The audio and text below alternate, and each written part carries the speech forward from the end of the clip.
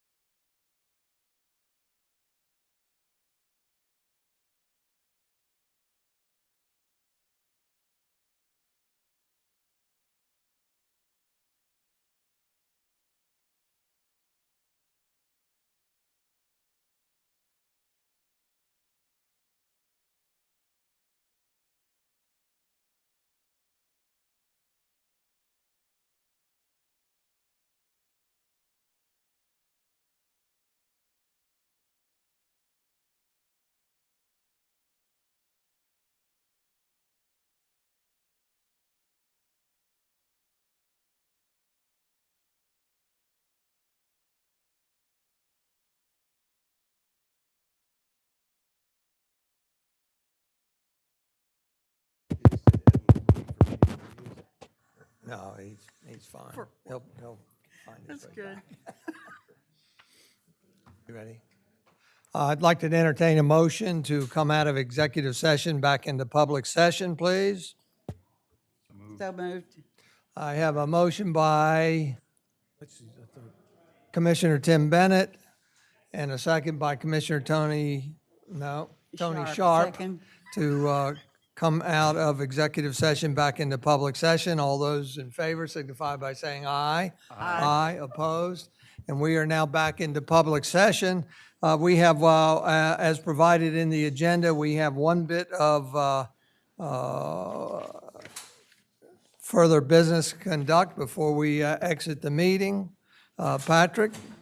Yes, Mayor, I would like to move that the mayor, Commissioner Sharp, and myself negotiate an addendum to the city manager's contract to identify future deliverables, with such an addendum to be later reviewed and approved by the mayor and commissioners. Second. We have a motion by Commissioner Patrick Gossen, a second by Commissioner Don Preston to authorize what group? The mayor, Commissioner Sharp, and myself. As noted. Any discussion? If not, all those in favor signify by saying aye. Aye. Those opposed, and the motion is carried. With that, there is no further business. I adjourn this meeting at 1:55 p.m. Thank you very much. Mike?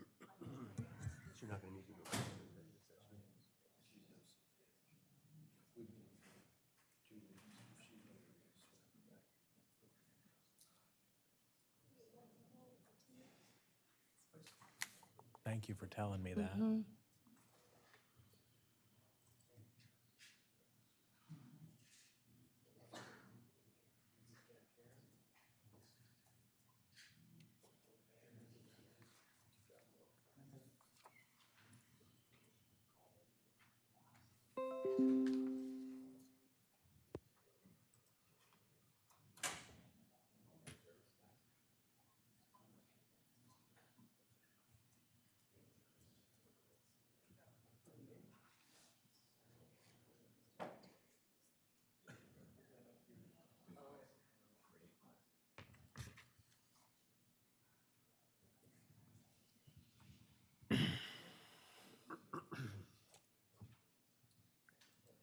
Good afternoon. It is Friday, October 20th, 2023. This is a regular meeting of the Commissioners of the City of Rehoboth Beach. We're live in the City Hall Commissioners Room, second floor. I'd like to call this meeting to order at 2:07 p.m.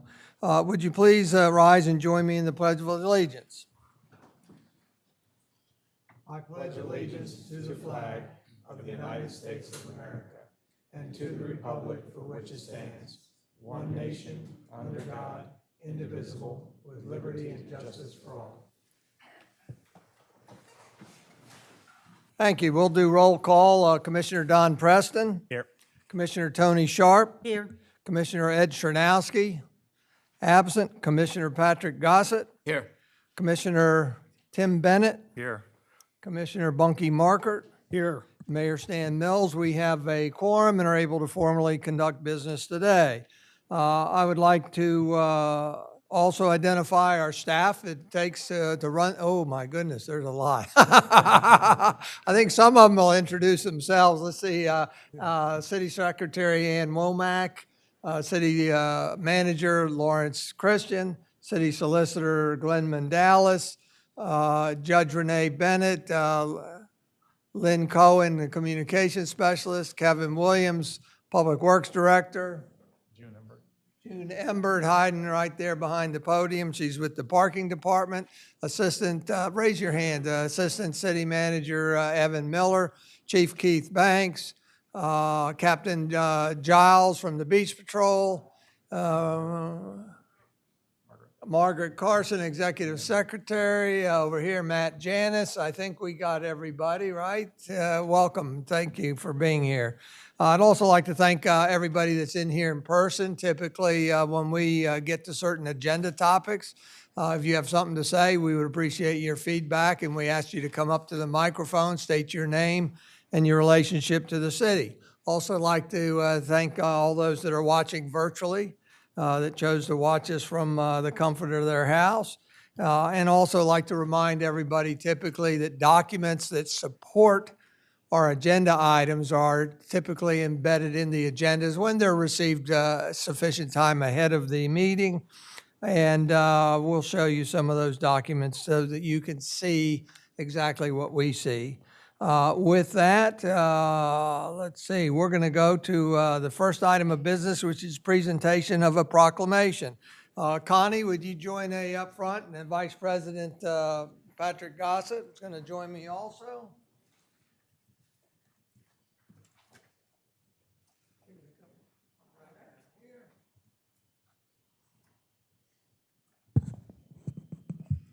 There you go, Connie, right here. Thank you. Connie Holdrich is the director for the Breast Cancer Coalition. I'm pleased to have her here with us today. So we'd like to present a proclamation. This proclamation is in recognition of Breast Cancer Awareness Month, October 2023. Whereas breast cancer is the most common type of cancer diagnosed in women, and in Delaware and the United States, it is the second leading cause of death in women. And whereas in the United States, about 1 in 8 women and 1 in 833 men will develop invasive breast cancer over the course of their lives. And whereas October is nationally recognized as Breast Cancer Awareness Month and aims to raise awareness and to educate about breast health and breast cancer, the month also recognizes the many survivors, those living with metastatic breast cancer, their supporters and loved ones, and honors those lives lost to this disease. And whereas Breast Cancer Awareness Month is an opportunity to unite the community and spread important messages of early detection, screening, and prevention and assistance to women and men before, during, and after a diagnosis to increase health equity, reduce the number of new diagnoses, to increase survivorship, and to improve everyone's quality of life. And whereas researchers, scientists, and numerous nonprofit organizations are dedicated to discovering the cure for breast cancer, during the month of October, we acknowledge the extraordinary commitment and effort invested in this cause. And whereas we recognize that over 2.5 million Americans are breast cancer survivors, and that gives us hope to a better future. Now, therefore, we, Mayor Stan Mills and Board Vice President Patrick Gossett, do hereby proclaim October 2023 as Breast Cancer Awareness Month, proclaim this 20th day of October 2023.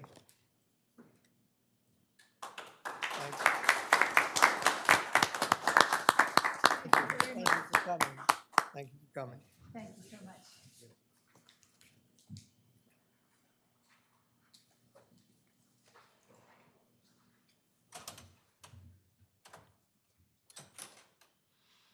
Oh,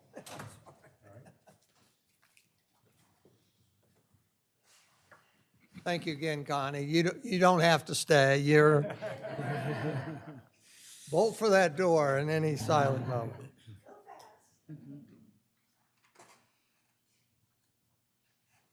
Correspondence relates to the agenda item having to do with committee memberships. That's embedded in the agenda. We have no minutes ready to approve at this time, so we'll move on to the city manager's report, please. Thank you, Mayor. Commissioners, members of the public, thank you so much. City Manager Report for October 19, 2023. Quick update on the Beach Patrol Headquarters and Comfort Station. Our Communications Manager, Lynn Cohn, sent out a notice about the project to homeowner associations and local community organizations on August 25th. This notice highlighted Commissioner's approval of the new Beach Patrol Headquarters and Comfort Station facility, the award amount, the anticipated start dates, some details on a new building, a history of the existing building and their deficiencies, a link to Reach Out Rehoboth to get more information on this project, and an email address through which the public could provide comments or questions. An article was also published on August 25th in Lines in the Sand. And the city's communications manager continues to update the project page on Reach Out Rehoboth, and the project was included in promotions for Reach Out Rehoboth as well. On October 11th, city staff and representatives from EDIS, which is acting as the city's construction manager for this project, met with Beacon Hospitality to discuss their concerns about life safety at the Admiral on Baltimore as related to the new Beach Patrol headquarters. Minutes will be provided from that meeting, where we discussed the fire marshal's site plan approval, which provides an assurance that the fire marshal has not only reviewed the Beach Patrol facility for compliance with fire prevention standards, but also that the review included the surrounding properties and any potential adverse impact. These documents were provided to the Board of Commissioners, Planning Commission, and members of the public. City staff continues to work with DBF on preparing a new site plan document that shows the new fire lanes created as a result of relocating the fire hydrant at the end of Baltimore Avenue and the addition of 2 accessible parking spaces at the eastern terminus. This document provided to the Board of Commissioners, Planning Commission, and members of the public, and will also be used to develop an ordinance amending the fire lanes section of the city code. Talk briefly about the cross-connection control program info. This is in response to Mayor Sharp's comment from the last meeting. This will also be posted on the website and Reach Out Rehoboth as well. Or when are we doing Reach Out Rehoboth on this one? On the cross-connection program? Or is that just on the website? Okay, just on the website. City is working with Hydro Court Incorporated to share information about requirements related to the establishment of a state-mandated cross-connection control program. The program, which is designed to prevent backflow contamination of drinking water, requires that many water customers undertake, at their expense, annual inspections of their cross-connections and backflow preventers. The program will be implemented next year in Rehoboth Beach. That's 2024. Information about the cross-connection program is now posted to the city's website with a link to the Hydro Core Creative website with additional details, including a video, brochure, FAQs, and a list of certified testers. That information can be found on the Water Service page under Residents and the Water Department page under Government at City of Rehoboth Beach, or cityofrehoboth.com. In addition, the city will share an article about the cross-connection program in the next Lines in the Sand. We plan to include an insert in the next water bill mailing, and a letter will be sent to impacted customers early next year. Updates on Laurel Street water main replacement. The new water main on Laurel has been installed and tested. The contractor began replacing water service lines this past week. Related to the new federal copper and lead rules, the city is working to provide citizens who had or still have galvanized pipes as part of their service line with filtered pitchers to filter out expected increases in lead levels in the water over the next 6 months. This is in relation to a story that was run on Women's Christian Temperance Union water fountain.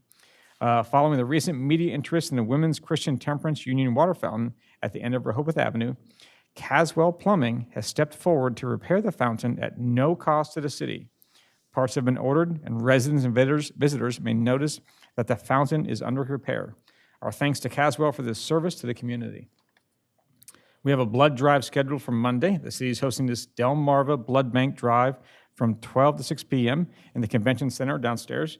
Appointments are still available via the Delmarva Blood Bank website. The city is moving forward for the Well 6 replacement project. We have advertised and is accepting bids for the replacement construction of well number 6. A mandatory pre-bid meeting will be held on November 3rd, and bids will be open November 16th.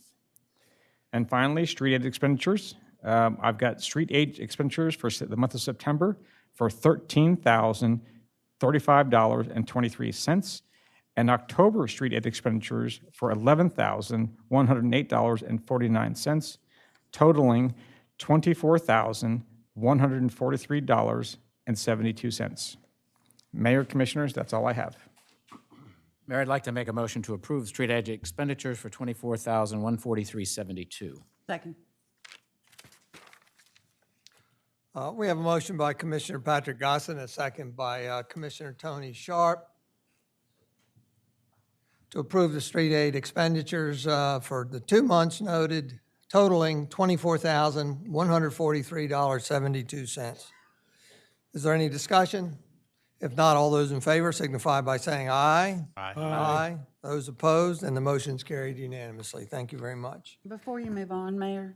Yes, ma'am. City Manager, on the temperance fountain, can you talk or express how long the fountain was out of commission?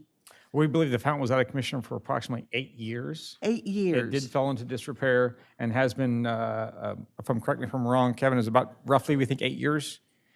We're guessing. We have a lot of different opinions, but I think 8 is what we kind of narrative. Yeah, about 8 years is what we believe it to be. I'm just curious, just thinking off the top of my head, maybe as we go forward, there's some way to make certain that the fountain is in good stead, as well as I'm sure the historic sign is going to be put back if it isn't already back. I guess it isn't. It is going to be put back. Okay, so maybe we could just wrap that up in a nice package at some point, that it's all finished, and we would have continual observation of whether or not it's working. Yes. Thank you. Thank you. And I just want to recognize the city for hosting the blood bank of Delmarva. I usually go up and give blood at the Lutheran church. It's certainly more convenient to come here. And I'm doing their new machine where they suck out the blood, take out what they want, and re-inject what they don't want. So I'll be there, I guess. Does that sound gross? Sharing. Yes, Mayor, it does. Yes. Somehow I've survived it and everything. Thank you very much. With Mayor, that, yes, yes, Just, sir. if I may, Lawrence, as this is your last official meeting here in Rehoboth Beach, I just want to thank you for your role as a change agent here in the city. That's really laid the foundation for the future vision of Rehoboth. And I certainly personally appreciate all of the personal commitment that you've made to the city. And we have a great vision for the future based on your implementations here and your vision of the city. And I just want to personally say thank you. Thank you.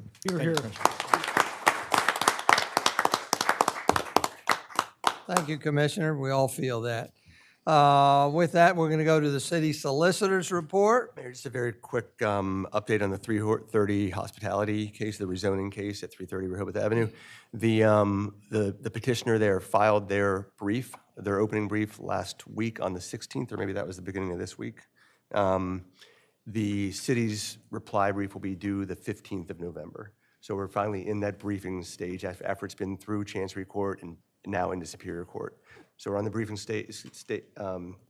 in the briefing stage, still on track to have a final decision in that case, probably second quarter of 2024. That's all I have, Mayor. Very good. Thank you. With that, the next item of business is departmental reports, and our city manager has scheduled some end-of-summer reports. Lawrence? Thank you, Mayor. Thank you, Commissioners. We are pleased to have the following departments brief in chambers today. We've got the Rehoboth Beach Patrol Captain Jeff Giles. We got the Rehoboth Beach Police Department Police Chief Keith Banks, Public Works Director Kevin Williams, Parking Department Supervisor June Embert, Communications Department Manager Lynn Cohn, and we also have our own Judge Alderman Renee Benevitt here to speak as well. So in no particular order, I know you probably have to get back to court, don't you, Judge? I'm just here for backup. Okay. All right. Well, that sounds good. then we will jump right in there with June, because I know you probably have some cases to hear. So June, if you want to take the lead and jump right up in there. I can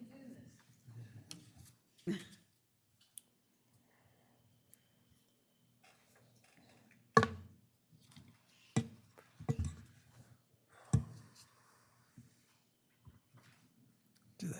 Are they going to put this stuff on? They are, okay. Good afternoon. I know you have to do that. Do you have June that M. control from over there with you, June, or do you want Do what? your slides? Do you want them, or are you controlling them? No, I'll do it. Right?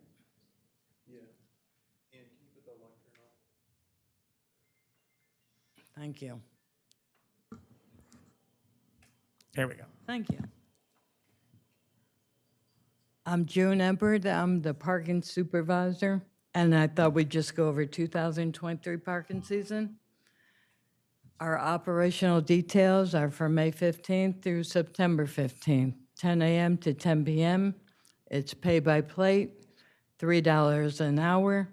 We have 200 Lou Cosmo meters, which average out to 2,260 meter spaces. Our current challenges are staffing, the Fishing Pier, Lake Avenue, permit areas, angle perpendicular parallel parking, Deauville Beach, incorrect license plate, and citation appeals. And that's why Renee's here. Our meter collection and meter coin trend, as you can see, our coins for 2023 went down to 125,000. Credit card usage was 2,766,970, and Park Mobile increased to 35. And for the 2023 season, we net profit $6.3 million for meter revenue. On our coin trend, you can see in 2016, we had $1.4 million, and this year we averaged $125,000 for meter collections and coinage. And I just wanted to mention about the change machine usage. As you can see, it declined, and in 2023, we only had $14,000 in change machine quarters. So we have two change machines. We have one that is, well, both of them are almost on their last leg, and we are going to take one of the change machines this year and move down to only having one, because the replacement cost for a change machine runs about $95,000. So as you can see, what we use and the cost of the change machine, it just doesn't, it's not feasible. And then moving forward in 2024, we'll just go down to one, and then hopefully in 2025, we'll phase the change machines out. So our parking permit sales, we sold in 2023, 21,743, which is down from 2022.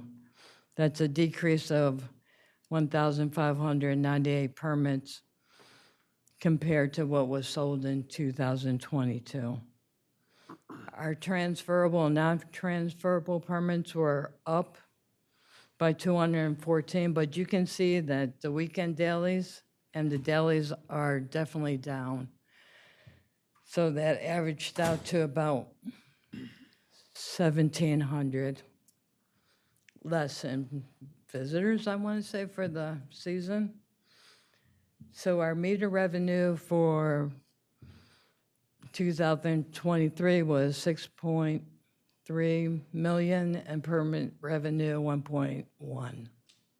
And you can see that it declined from 2022 and of course 23, or 21, I'm sorry. So I just want to touch on some of the things that we've seen this season that should be addressed. And the first one is Fishing Pier parking challenges. So parking challenges or visitors are not on the fishing pier or using the picnic area. Vehicles during the summer were being towed by the police department out of the area, so people that wanted to utilize that location of the fishing pier could. But our potential solutions would be enhance existing signage, reference the fine amount, and reference the vehicles are towed at owner's expense, and/or place a parking meter in the area via, or pay for parking via pay station, Park Mobile, or both. Lake Avenue challenges, parking challenges, Parkers are not aware that one side is permitted and the other is metered. Parkers cross the street from the north side to pay the meter on the south side. So during traffic and all, they're crossing over to pay a meter instead of knowing that they need a permit. So the potential solutions would add additional permit signage to the north side of Lake Avenue, make both sides permit parking, and parkers that wanted to utilize the tot lot can park on Lake Avenue or Lakeview. June, can I ask for clarification here? I think I'd like to see this just clarified, because you're talking about Lake Avenue between Surf Avenue and North First Street, I believe. Correct. Because there's another Lake Avenue up near So this Culture is- Pearl and everything. Okay, Right. thank you. Permit areas in the Pines neighborhood, the parking challenges. Properties utilizing front lawns and city right-of-ways as their off-street parking spaces. Parkers are not clearly informed on street parking because of the stones, front lawns, or other materials used in the city right-of-way for parking.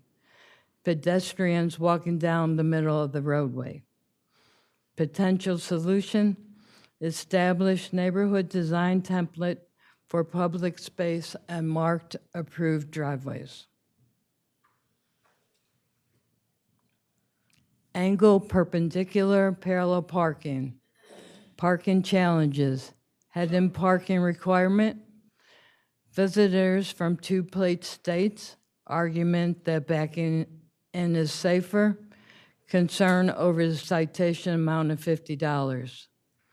Parking with the flow of traffic, citation amount is minimal, $15. Potential solution, make both violations $25, and the increase would be 50 after 7 days, 75 after 30. Right now, it escalates up to 100.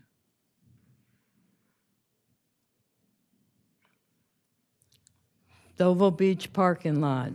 Potential or parking challenges. Attendants must stop the flow of traffic when vehicles enter the lot to sell or verify parking permits. Pedestrians and bikers utilize the street because the vehicles are waiting on the shoulder to enter the lot. Police assistance is occasionally needed on busy weekends, taking them away from other duties. Parkers try to enter the lot by going around stopped vehicles and become irate with the attendants. Potential solutions: revert Doval Beach lot back to its own parking lot, install additional meters, enforce via LPR or the handheld units, provide additional signage with rules and regulations for Doval Beach lot, phase out Doval Beach attendance.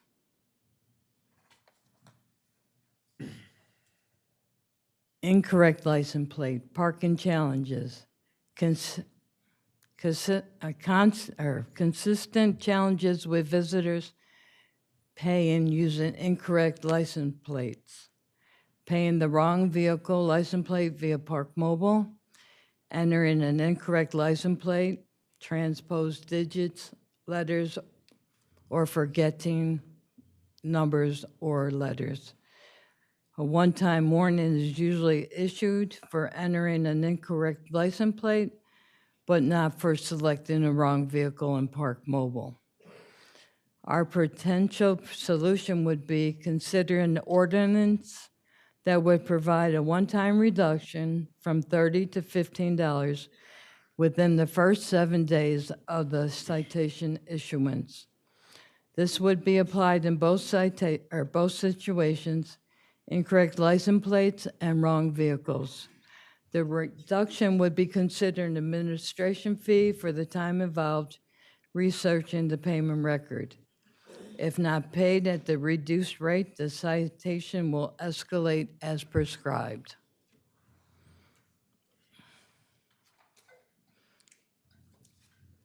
Was that one where, Judge, you wanted to give us any input or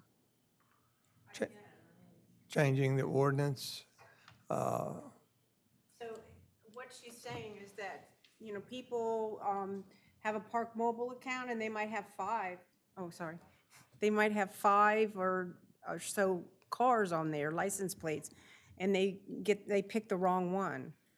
They don't pick the correct license plate, so it goes to appeal.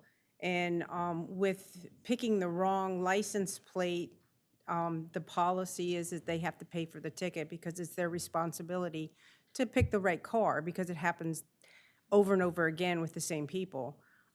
Sometimes when they have numbers and letters, they might, put a letter wrong or something like that, and that's usually a warning because you can tell pretty much what the license plate was. So, and that's a big problem with appeals. Lots of them are those two things. So they're talking possibly of, instead of just dismissing it, but giving them a warning, but an administrative fee of minimal. And I think a lot of the other municipalities do that if they forget the PC. Maryland, it's usually a number and 2 letters. They forget the letters. They think it's just the numbers from the license plate. So it's something that she can talk about the administrative fee about that. Very good. Thank you for your perspective. We go with this? Okay, and then citation appeals. The parking challenges. There is a 30-day calendar timeframe for court appeals. The escalation is 7 days. For a $30 ticket, it's 7 days. For a traffic ticket, it's 7 days. After that, it goes up, the fine amount. When parkers go online to pay, they see the increase and they appeal the escalation fee, not the original violation. So when they're doing this, they're appealing say the $15 or whatever that escalation fee is, because they don't want to pay the additional cost. Parkers wait till the last day to appeal, and parkers forget they have the citation. Potential solution, shortened to 7 calendar days, coincide with first escalation of the citations. This is consistent with other cities and reduce administration burden on reviewing and resolving appeals for old citations. And questions? Thank you, Jen. Appreciate that. We all appreciate you Thank you. identifying your challenges and everything. Perhaps this is something I can talk with the assistant and city manager on what is the path forward to pinpointing what the solutions are, whether some or all of these challenges would be handled administratively and then they come forward to the commissioners, or whether the Street and Transportation Committee should have all or some of them to review, or whether some or all come up to this board. So hope we can get your ideas. Commissioner Preston, please. Mayor, I'd just like to commend you, June, for providing the challenges and the possible solutions. It's very helpful to us to see both side by side, so thank you for that. Thank you. Yes, June, thank you for your time. 2 questions for you. On the potential solutions, were they all developed between you and your staff? So these are on the ground that have worked? Oh, yes, Great. All right. yes, and with Renee. Okay, Yeah, even better. And just to refresh our memories, how many years have you been doing this? Since 2001, full-time, and since the 90s. So, Thank you very much. thank you. So we have an authoritative source on these. Thank you so much. Thank you. Started back when Park Mobile was just a concept, I think. Thank you very much. I would say now, next in line, let's just go in sequence here. Rehoboth Beach Patrol. Introduce yourself if you would, Captain, and take it away. Hi, good afternoon, everybody. I'm Jeff Giles. I am the captain of the Rehoboth Beach Patrol. This is my 3rd summer. I'm going to go over just a couple of the things that I did put into the report, but we hired up to 70 lifeguards. We started off the beginning of the summer hiring 70. I worked with the chief. 55 of those 70 are lifeguards that are sitting the stand. We have some administrative people. We have 7 EMTs. They all came back this year from last year. And we had 19 new rookies this year. 18 of the 19 finished the rookie training and rookie test, which is great. So we had a great contingent of guards. We did, by the end of the summer, start to lose our lifeguards, a lot going back to college, a lot going back into sports. Oh, yeah. And we ended up hiring about 3 or 4 fall guards, which are lifeguards from other police or other agencies that can come over and help us out. So it worked out great for us. Next year, I'm anticipating a lot of our senior staff, our lieutenants and sergeants, will be leaving us. A lot are done college. We're moving them on to their regular jobs that they're going to try to get involved in, and that's my job, get them out of the nest. I don't want to lose them all at once, but I'm losing a lot this year. So we'll have a lot of our 3rd and 4th year guards that are coming back are ready for the leadership positions. So it's going to work out real well for us. Beach Patrol injury reports. We had 5 written injury reports for our own lifeguards. Every one of them returned back to patrol. Most of it was ankle injuries, back injuries, so on, from training and running in the sand and so on. So it worked out good for us. It's not real bad. Last year we had 4. This year we had 5. We continue to do our bell ringing ceremony. And our active alumni association is very involved in it. We had Senator Coons come out this year, rang the bell for us. Mayor Mills opens up every year for us. I am going to put an email out for the commissioners. I want to bring you in every weekend throughout the summer from Memorial Day to Labor Day. I want to get you to come out and ring the bell for us. The guards love to hear your story. They're like sponges. So I'm going to put that out to the city so you get an email from me. And please come out, ring the bell, and talk to the lifeguards because they love to hear. So we're going to do that next summer. So competitions this year for 2023. We did an outstanding job this year. And my hat's off is to Chief Chakro, who runs our competition team. And not only just runs our competition team, but he runs the Sussex County Lifeguarding Association competition team. So it's great to have him there, and I'll explain to what happened in nationals, and we went to world championships this year. So we had 2 competitions here in Rehoboth over the summer, the Lifeguard Olympics, which we have every year, and the Mid-Atlantic, USLA Mid-Atlantic Regional Championships. That brought in 18 teams and over 300 competitors, and Rehoboth finished 2nd. So we're getting real close, real close. So the Mid-Atlantics went real well for us. Then we went to the USLA Nationals, which was in Virginia Beach. 24 of our lifeguards were able to get 24 down there for it, coming back each day and being able to run the beach at the same time. So thank you, Chief, for working with me because we had some guys working some different hours. We had some overtime issues, but it worked out. The SCLA, which Derek, our chief, runs, finished 2nd in the country. So we lost to Monmouth County, New Jersey. We're this close. So we were almost national champions this year, and that's all the Beach Patrol combined in Delaware. Then we had Sophia Galati, one of our lifeguards, a 4th-year guard. She's one of our sergeants. She was the national champion in a sprint on the beach and in beach flags, which is an amazing accomplishment. Then we had 4 of our lifeguards get picked to go to the world team, which they're a part of the USA national team. And they participated in the World Championships in Texas just last month. And what an experience for these guys. So there's about 16 on the team, and 4 of them on the USA team were from Rehoboth Beach. So great accomplishment, great kids. They bring it all back, and it's been a good year this year in the competitions. So we'll get better too. We're going to keep, first is going to be better than second. Junior lifeguard program had over 200 kids involved this year. Thad Zimmer this year ended up running the program for us. Thad was an old lifeguard in Rehoboth. He's come back and helped us out immensely as an alumni. So we brought him on the staff this year, and he is at Lake Forest. He's a PE teacher, and he's the director of the aquatic program there. So he's got a lot of experience. So he brought like a new notification system for us. And this year we're gonna work on the registration system being a little bit more simpler and easier. So it's working out great. The parents and the kids had an awesome summer. We're expecting a lot of them to come back, and we keep building the program up. The Rehoboth Beach Patrol Ambassador.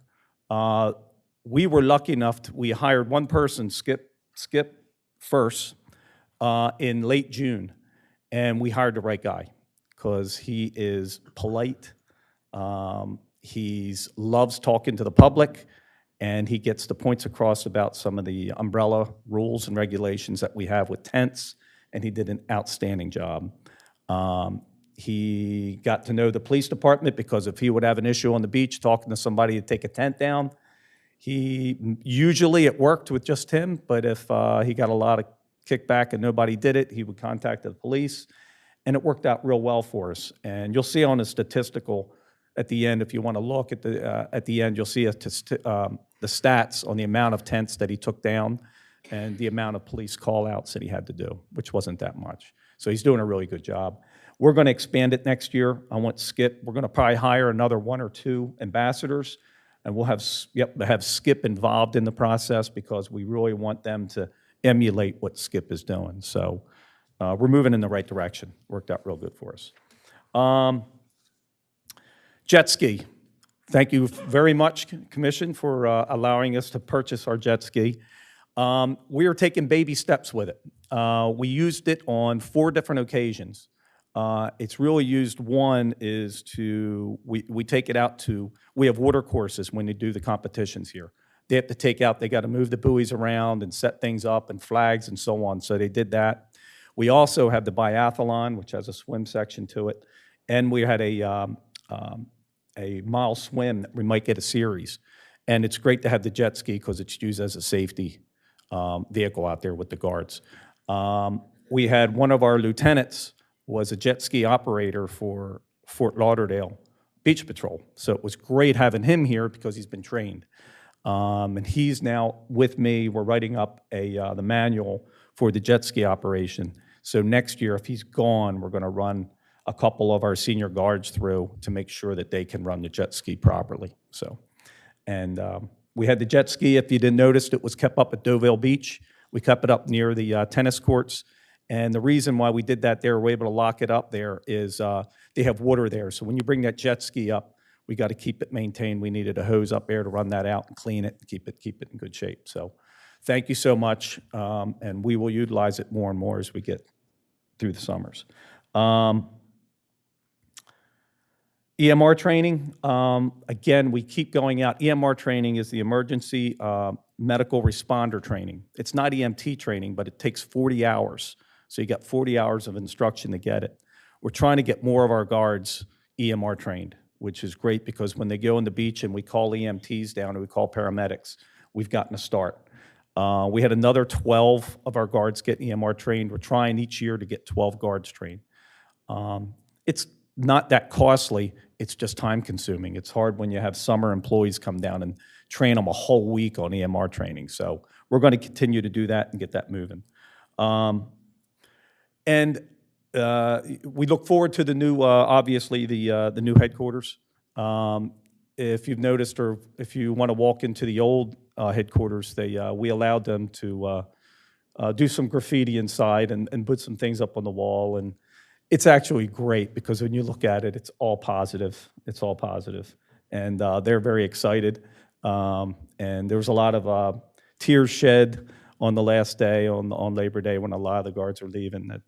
That's like their home because we're a family, so that is their home. And that brings me to the point here at the end of the summer. In August, we unfortunately had a drowning in Rehoboth. It did occur 20 minutes after the last call when we closed the beach. That day was one of the roughest days that we have ever had on the beach patrol. And I say that from going back in my days from the early 80s up until 86. We had about 35 saves that day. We started the day at just knee-deep water, and it was Sunday, or no, it was Saturday. That beach was packed. It was busier than the 4th of July weekend. It was so crowded. So we started allowing more people to go in, and predictable, preventable. That's what we look at. Predictable. If it's predictable, it's going to be preventable. That's why a lot of times we close the water down because we know it's just too rough. It started to calm down for us. We opened it up, and the guards ran all day long. So at the end of that day, when we did, and I remember when we called and we said, we're going to close clear the water, we made sure everyone was out of that surf because we wanted to make sure that everyone knew that the lifeguards were leaving. It was 5:30. They had a long day. They were leaving at 5:30, and we wanted to make sure everybody knew. And they did. They did. And the heartwarming thing was everyone came back in when they heard that there was a possible drowning. They were on their way home, going to go get dinner, whatever they were going to do. They were all back in, along with some help from Dewey Beach Patrol and Delaware State Parks. And hand in hand, arm in arm, they went out for till 9 o'clock at night searching. So it was hard on the guards.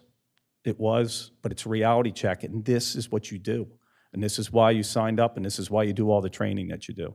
So actually, at the end, we make it a learning point, and they learned a lot that day. So we carry a lot of those guards back in this summer, and we look forward to 2024. Thank you. Thank you, Captain. Anything up here? A few questions, I'm sorry. Yes. On the beach ambassador, you're going to hire additionals for next season. Is that going to cover 7 days a week then? Because I'm assuming he was not out there 7 days a week. It was a single person. Yeah, this year was really good because the years before were just the weekends. So he's there 5 days a week. Yeah, we would like to cover 7 days a week. And you know, we're utilizing the ambassador for not just the tents and so on. He was great at going down because toward the end of the summer, we had to close off part of the beaches. He went down to the areas where the beaches are closed and going, you need to swim near lifeguards. The lifeguards are down here. These are the beaches that are open. So he's not just gone and he's not just tent enforcement. He's actually talking to people. He's going to hand out pamphlets for us. You know, it's been great. Yeah, so we want to cover 7 days a week for sure. And in your 3 years here, could you give us a little perspective, if you will, on beach crowding? How you've seen this? Has it increased? Is it about the same? Any thoughts? Well, I go from my days in the 80s, and we had a lot more beach back then, and we had 8 feet under the boardwalk, you know, so things have changed. This summer was interesting because we had the beach replenishment. And if you know, back in June, we got that nor'easter, and that just took all that beach replenishment back out. And what it did is that sand that was originally on the beach, it pulled it out, and it made the waves much better. It wasn't just breaking off. We didn't have the shore break.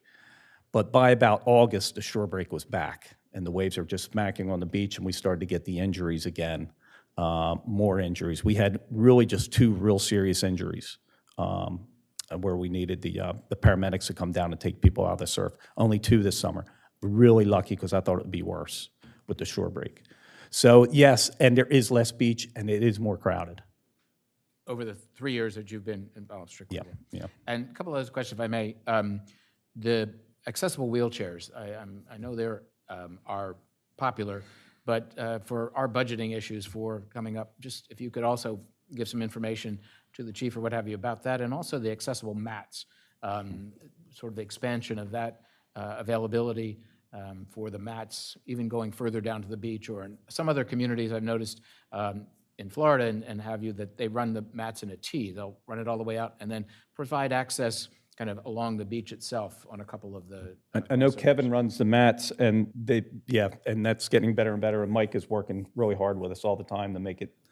It worked. We got the 2 locations on Laurel Street and on Maryland Avenue, and you'll see the stats. We had 300 requests for the wheelchairs through the summer, which is usual.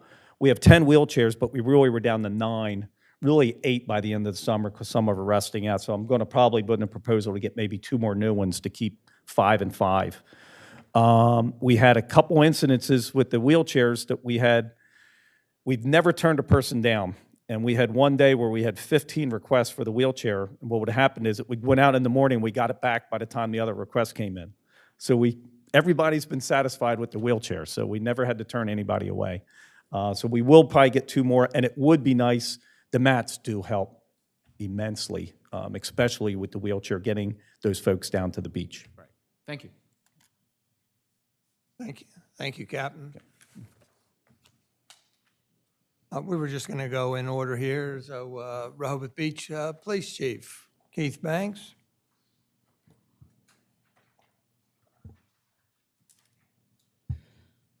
Okay, good afternoon, Mayor, Commissioners, General Public.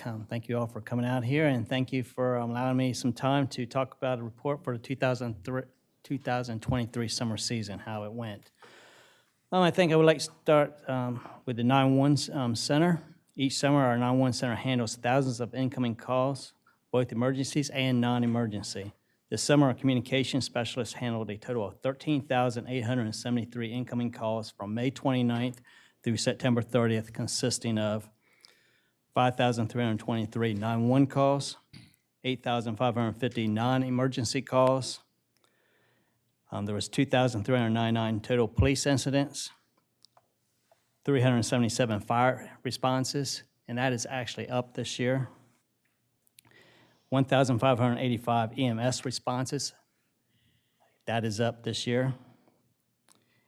And one number kind of also astonishes me when I look at it is 1,229 911 disconnects. And these are incoming 911 calls that come into the police department, to the center, and then maybe nobody's on the line. It's just hanging there. You're saying hello, trying to answer it, or it hangs up immediately. Sometimes it's an emergency, but 9 times out of 10, it's with these smartphones. People are just hitting their arm down with their watch, and it's setting it off or whatever, and it's calling 911. So when you finally get a hold of them, they're on the beach and saying, I haven't called you, and you have to call back. And what happens for the police department, we actually have to call back 3 times and try to get somebody. And if we can't get a hold of anybody, we'll sit there and send an officer or somebody around if that's possible, if we can locate where they're at. During the summer period, the 911 Center saw an increase in overdose responses throughout the jurisdiction, as well as increase in traffic accidents and parking complaints within the city limits. For 2023, is up over higher than 2022, and it gradually goes up each year. This summer, the Communications Center has continued to operate short-staffed, as it has for the entire year thus far. Despite these challenges, our communication specialists have continued to provide excellent service to the citizens and visitors of Rehoboth Beach and the surrounding 26 square miles that make up Rehoboth Beach Volunteer Fire Department. I think everybody here knows our jurisdiction, but it does go from Angola to the inlet, so it's about 26 square miles that we operate. So you can understand how busy we can get in 911 Center if we have an accident out on the highway. You get multiple calls coming in over the same issue.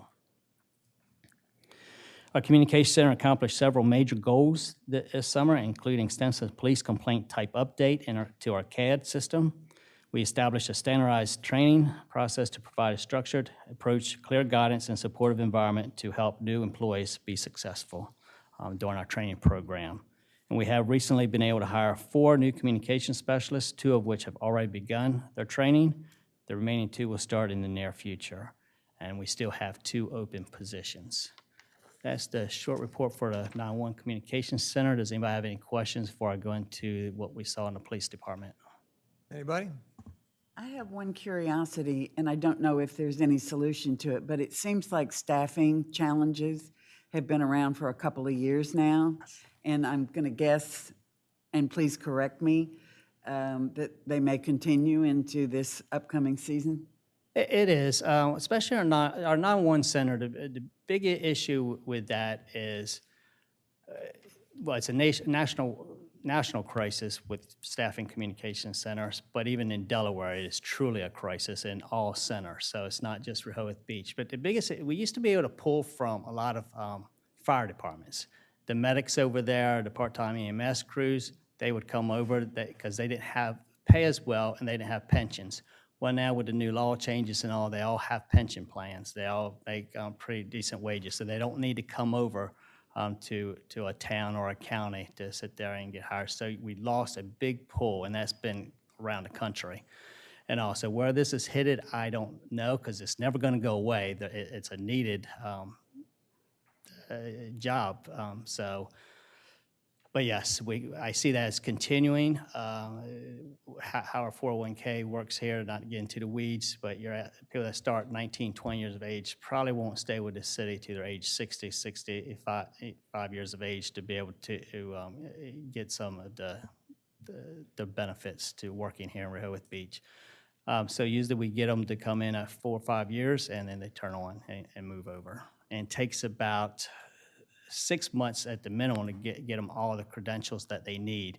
Takes about a year and a half for them to be comfortable on their own, is the process. And it's pretty standard throughout our industry. So that's not just Rehoboth, if we're slower or better, that's pretty standard. All right. Just a follow-up Commissioner question. Preston? You mentioned the 401K program. Could you explain a bit what you meant about that? That's that's what the city uses. It's not really a 401K, it's a 401, it's just how we process the benefit package, where we don't have a true pension for somebody, say they're here 20, 25 years and can leave. We do not have the police department has a defined benefit pension. Not a defined, The yeah. remainder of the employees have a defined contribution plan. I see. And that is, Yes. Chief and I were talking about that last night on the drive home, this exact topic, and some opportunities and ways that we can address it. I mean, this is like I said, Chief said, this is a nationwide crisis. Big Delaware problem. We have to look at this. We have to take some hard looks at it. Otherwise, we will continue to suffer. Well, thank you for looking into that, and I'd love to hear what you're thinking about as a solution, if we can at a future. There is solutions out there, but there'll be hard decisions for the city to make. But I think necessary. Thank you. Thank you, Chief. Thank you. Okay, just seeing no other questions, I'll move on to what we saw in the police department. Unfortunately, the police department did not meet our hiring goal this past summer. The summer saw the lowest number of seasonal police officers in recent history, and because of this, there was a lack of presence on the boardwalk, Rehoboth Avenue, and throughout the city, quite frankly. I think I received the calls, and I'm sure each of you did. The 13 seasonal officers hired worked an additional 4 hours each pay period and covered various extra duty assignments, including office highway safety, pedestrian safety events, farmer markets, and the bandstand events. Although most of the pedestrian safety shifts went uncovered, our police officers handed out and installed over 400 multiple bike safety lights to those without for the bicyclists at night. Officers also handed out traffic safety vests and personal reflective light bands to pedestrians, and as another measure to help to keep people safe while walking at night. As the season ended, we began working with new recruiting efforts and working with the city manager to increase not only the pay rate for these officers, but to provide much-needed bonuses to help with housing and to stay competitive with other agencies. But affordable housing for the seasonal officers, both us and the lifeguards, remains a major concern and increasingly limits the number of viable candidates that the city can employ.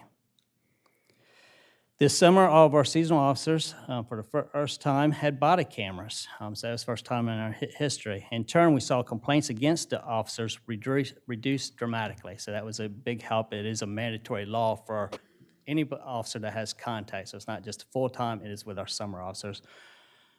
So it did reduce some complaints dramatically. This was a positive change in equipment issued, but involved some extensive training at the beginning as well as throughout the summer on making sure how things are getting uploaded and make sure they get turned on every time they have contact with someone. Opioid-related responses, I spoke about this once before. We did see an increase this past summer. The Rehoboth Beach Police Department has been actively working with Delaware Health and Social Services, services to train persons to use naloxone nasal spray to use to block the effects of opioids. Corporal Jeffrey Bixler conducted multiple training events for restaurant employees and as the head trainer for Delaware Health and Social Services Leave Behind program. And this is a program designed to train families and friends and persons involved in overdose situations. And we leave a kit for them after we train them that they can have in case there's any future events. Not only that, with being 911 center here, we know the local calls on jurisdictions may go outside the 1 square mile that with the police department. We respond out to all those instances too, so we can make sure we leave a kit for the family and give them a quick training. So if something like this happens in the future, we can hopefully save a life. Beach violations were challenges here due to lack of staffing. Officers, both full-time and seasonal, responded to multiple complaints of non-compliant persons with tents, glass containers, and animals on the beach. Although the signage is posted at each beach crossover and additional signs were put down out on the beach, especially on the south side, information available is online. Some are ignoring these regulations and are willing to argue about the rules and regulations.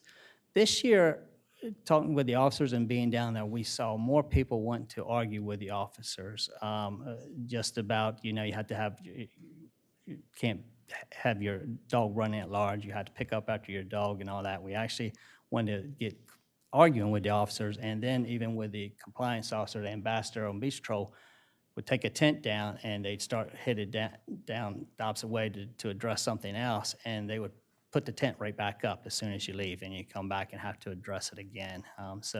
And same thing with animals. Not sure, hopefully that's not something that happens in 2024, but for some reason this year, we just saw a lot of that. Hey, nobody's gonna be down here checking on me, just because you told me, I'm gonna do what I want to do anyway.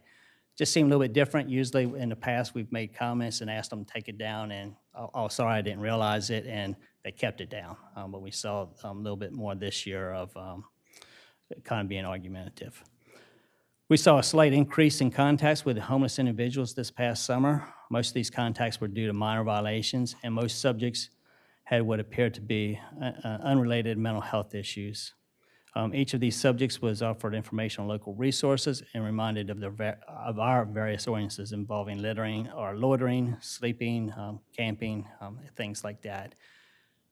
I'm really proud of our police department. I've mentioned this before. We really, I believe, have a good handle on the individuals that are staying around here that are homeless and need some help. We try to befriend them, try to make contact, and try to get some kind of contact information if something should happen to them, who we could reach out to as a family member or friend, where they're from, and things. And we try to make sure that they're fed and where they're at and taken care of, especially as the winter's coming on. We're not always successful. People have to want help, but we try to make sure we know these individuals and can identify them and where they're at.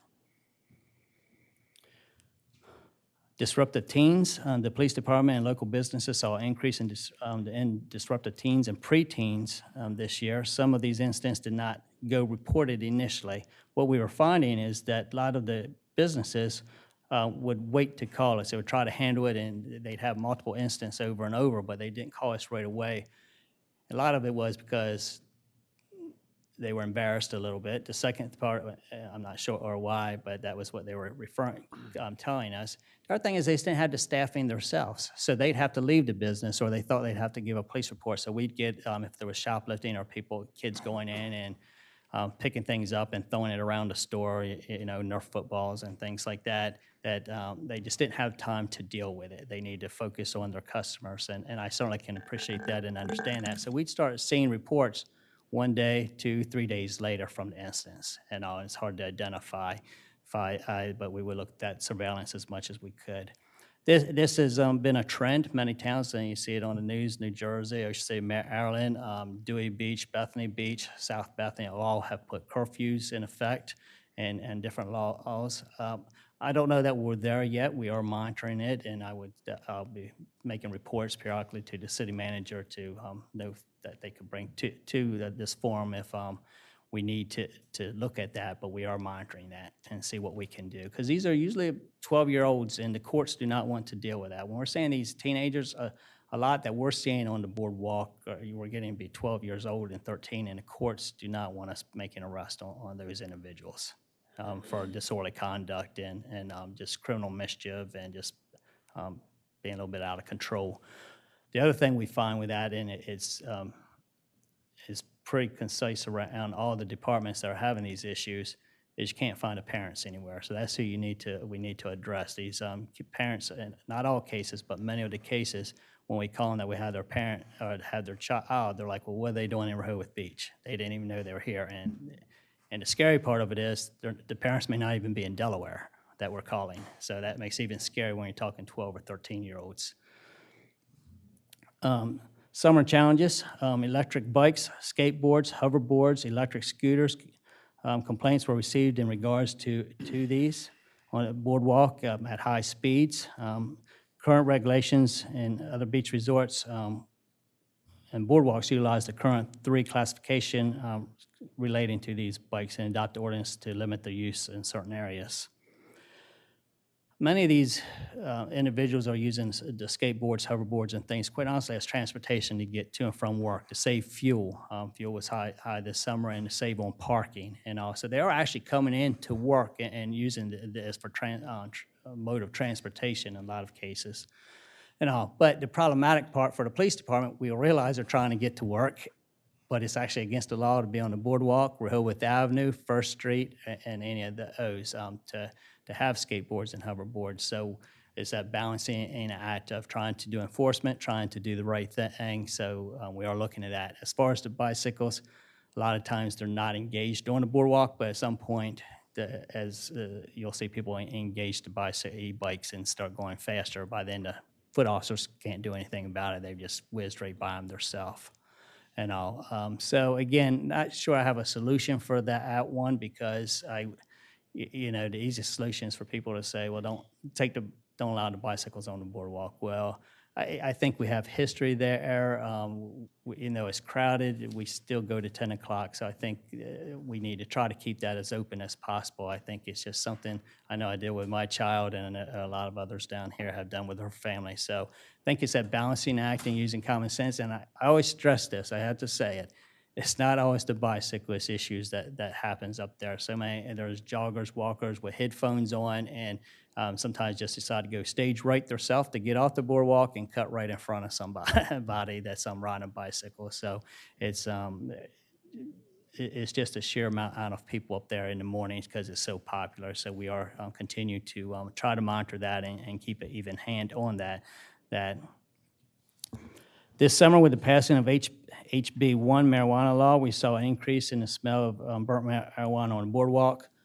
The phone calls every day, I know City Hall received them too, is just, well, what are you doing about it? All I can do is smell marijuana down here, cigarettes. It's very hard, and yes, you can actually see somebody smoking it, they're cuffing it in their hand and all that, and a lot of times with the winds, where you can smell it, but okay, who's it coming from exactly? The law is that it cannot be in open. It can be for personal use, but it can't be out in open. And we were seeing that on Boardwalk Avenue, even at the bandstand events. And even as you're walking by hotels, there's no smoking in hotels. You see them out on the back balconies and things like that. So again, just something we're monitoring. I don't know if you as commissioners received any complaints on that. I know Town Hall did, and we did, and we are monitoring it. If we see it, we address it as much as possible, but that's another one that's very difficult, and you're right on top of them and seeing blow on the smoke. But I did want to put that into my report, because that was something that we saw more this year with the passing of the HB1. Bandstand events continue to be very popular. Corey and his team represents the Rehoboth Beach well. I think we all know that. However, we are experiencing safety concerns with vehicles leaving during the performances. And tour buses and school buses continue to be an issue, unloading at the bandstand versus coming up here to Convention Hall. I think we're going to look at some signage. We're trying to sit down and figure out how we can just, with the meters, let people know if we're using the meters, if we can somehow identify as they're paying for those, to say, hey, there's an event up here tonight, and between these times, we don't want you moving.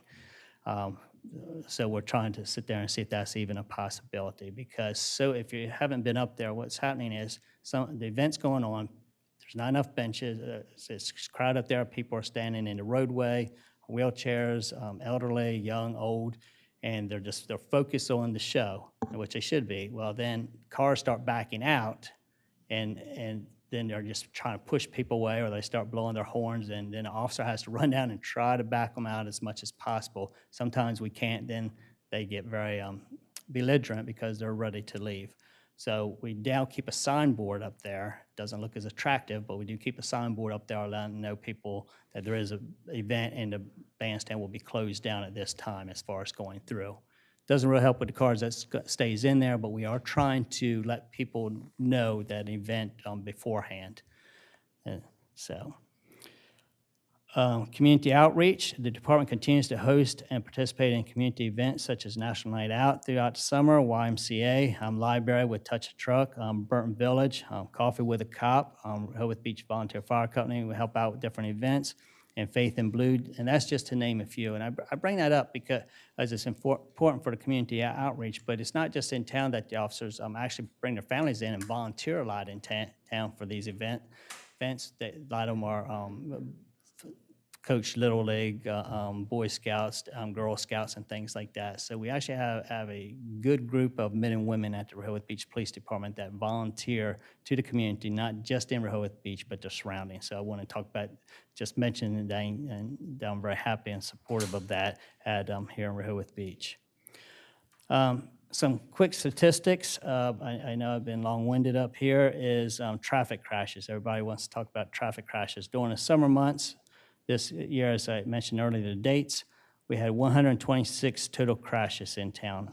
For the whole entire 2022, we had 147. So we're going to probably stay on par for that. But here's the interesting thing. Out of that 126, 79 were parking issues. In other words, people trying to park into a parking space and hits a car and things like that. So, you know, we think it is a large number, 126, but it is truly a lot of it is parking issue, because that only leads 47 other accidents, and that's a lot of accidents. I'm not here to say that, but that is just parking, because then we get a whole nother third of the 47 is just backing out of the post office area and things. Somebody backs into a car there too. But the 79 I was talking about is truly they're already parked and somebody tries to back in. I guess the other scary thing, it's not scary, but disappointing, I guess is a better word. Out of that 79 that people were trying to back into spots or pull in and hit a parked car that's already there, 39 decided to leave without reporting it. Didn't leave a note, didn't call the police to come around and try to make contact. They just left, so we had to take hit and run accident reports after the fact. It's just alarming. I just remember a better day. People did something, they admitted to it and left a note, you know, to give a call, or they would call an officer around so we could try to let people know about it. So those are some things about the traffic, the crash reports. I can sit there, go into and say there was 10 bicyclist mopeds incidents. The scary part of that is mostly out of the 10 was open car doors to them. So the bicyclists riding along on Rehoboth Avenue and somebody getting out of their vehicles, hurry up and open the door up, and also then use that results in somebody getting injured. The bicyclists getting injured from that is what we saw. I did want to mention this because we were just talking about traffic stats, and earlier I talked about pedestrian safety, that we do bike lights and things at night. In Delaware, so far in 2023, there have been 17 fatal pedestrian crashes in the state of Delaware. In 2023, 41% of pedestrian fatalities occurred between the hours of 8 p.m. and 12 a.m. Pedestrian fatalities in 2023 most commonly occurred on Wednesday, accounting for 29% of overall pedestrian fatality crashes. In 2022, 33 out of 350 pedestrian crashes were fatal. So that is why we're out there with off-highway safety, doing for intoxicated drivers. That's why we're out there giving out bike lights and handing out reflective vests and encouraging people to make sure that they're wearing bright clothing and all, because thankfully we have a wonderful track record downtown Rehoboth Beach, but so many of our visitors are going out on Route 1, and that's why, again, we help out and work with Department of Transportation, all with the J-1 visa students, and all make sure they can ride a bicycle properly, make sure that they know what to do, how to report incidents and stuff like that. So I'll bring that up. Some more quick statistics, and I see this in the communications report. The police incidents was 2,399 for the summer season.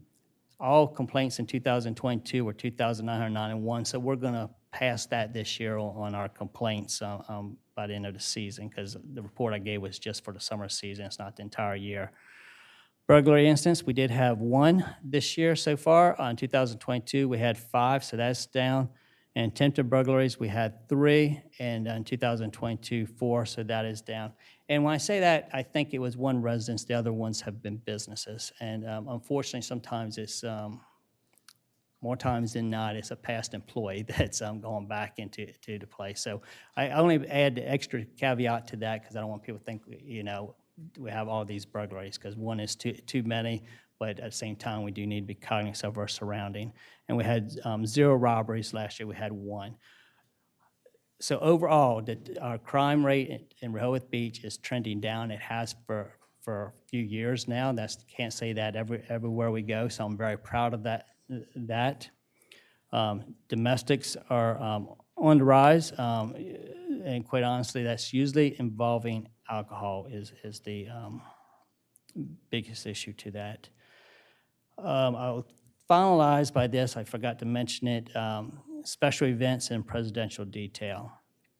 This past summer, officers have staffed 51 events ranging from 3 to 4 hours, requiring 141 officers. Now, that is just for the summer season. That's not before the summer, and it's not what's happening during this fall event. This does not include the fireworks, farmers market, or the bandstand concert series. President Biden has visited Rehoboth area 8 times, resulting in 83 overtime shifts. So that is where a lot of our manpower, and it gets very difficult to be proactive in things when we ask where's the summer officers at, where's the full-time officers at when they're taking care of these special events. To show the issue that we have going on, and obviously the events are great, they have to happen and all that, but it comes a personnel issue. I have 17 full-time officers, 2 are in the academy, so we have a total of 19. Last week, let's just use Saturday, we had 3 officers working day work, 3 officers working at night shift. So we couldn't use them for a special event, so we needed, with the block party, jazz festival, and the bark dogs on the boardwalk, Whatever took 9 officers for that. So therefore, out of 17 officers, 15 of our officers had to be mandated to sit there and work, to sit there and make sure all the events are covered. Because the one thing I will always do, and maybe other departments don't do this, if we get the request and somebody's willing to pay for us to make an event safe and be at intersections, if it's a bike event or a foot race or whatever, we're going to man it no matter what. Because I do not want somebody to come back ever to Rehoboth Beach Police Department or say Rehoboth Beach and say, hey, we were willing to pay, you didn't have it, and somebody got injured, so who's to blame and all that stuff. So again, I just bring it to your attention. I'm not saying we should do away with events. It's great. I love all these events, but it does take a toll when individuals can't get their time off or whatever and coming in. And so I just bring that out for when we look at future staffing and all, and it did put even more burden with the lack of summer officers. So I know I threw a lot at everyone. I apologize, but I could talk more if you would like. But do you have any questions? Anybody? Thank you, Chief. We Okay. appreciate it. All right, no, thank you. Very much. And we appreciate your written reports that are separate also. Thank you. With that, Kevin Williams, Public Works.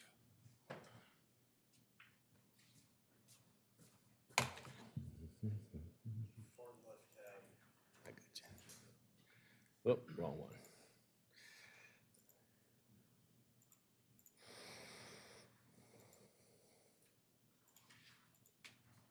There we go. Thank you, Mayor, as you're heading out the door.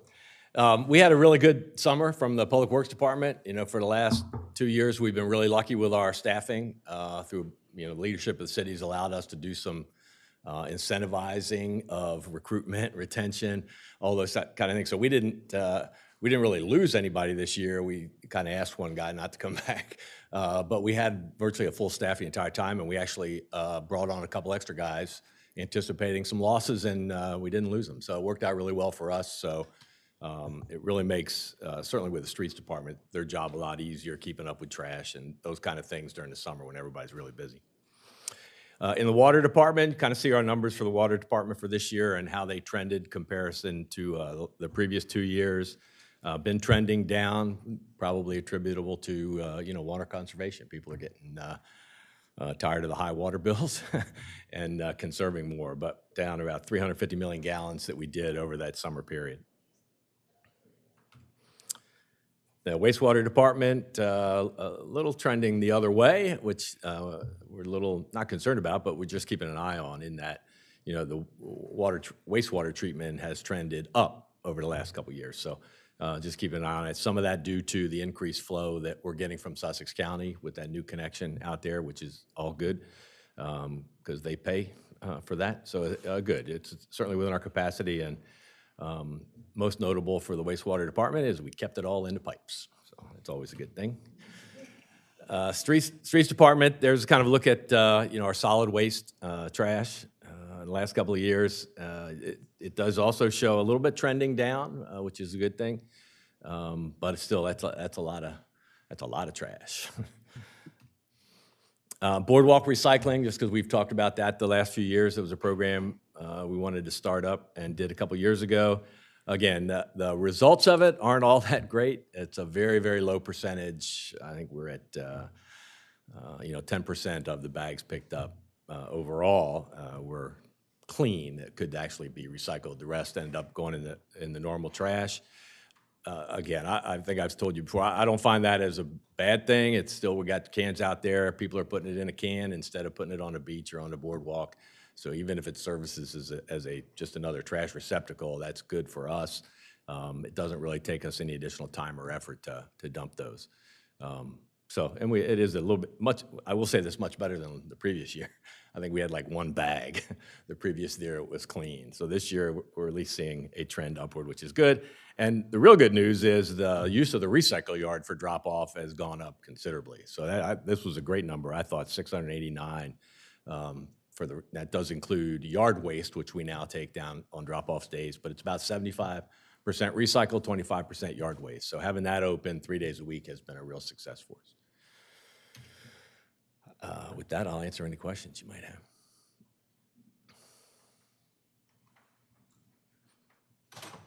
Any questions? Too easy. None for me. Go ahead.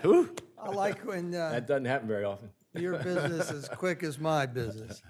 Well, thank you, Kevin. We'll move on to the next item, which is Communications Department. Lynn Cohen, please. If I can find mine. Nope.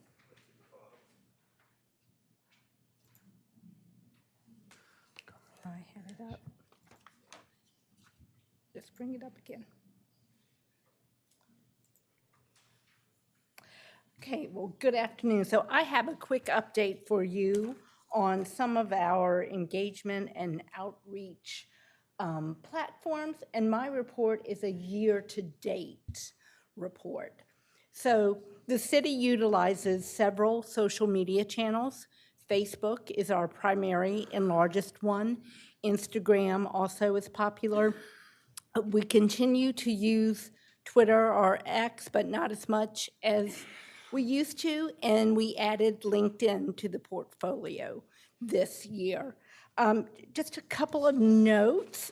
Page reach, what that means is that is the number of unique people who have seen a piece of content on the social media site. So over 184 posts on Facebook, 1,305,000, and 740, I guess, people have seen a post. And then engagement is the number of times that someone has liked, commented, clicked, or shared a post. And I like to use our social media as an opportunity to be a little bit less governmenty, to have a little bit of personality for the city. And the post that I am sharing with you is the top post ever that I have experienced, and it is of our street supervisor, Mike Peterman, helping someone retrieve their keys from a storm drain. And as you can see, 5,900 people engaged with that post. Some of our other communication tools include Lines in the Sand. We continue to grow that audience. The number in parentheses are the number of subscribers at the beginning of the year.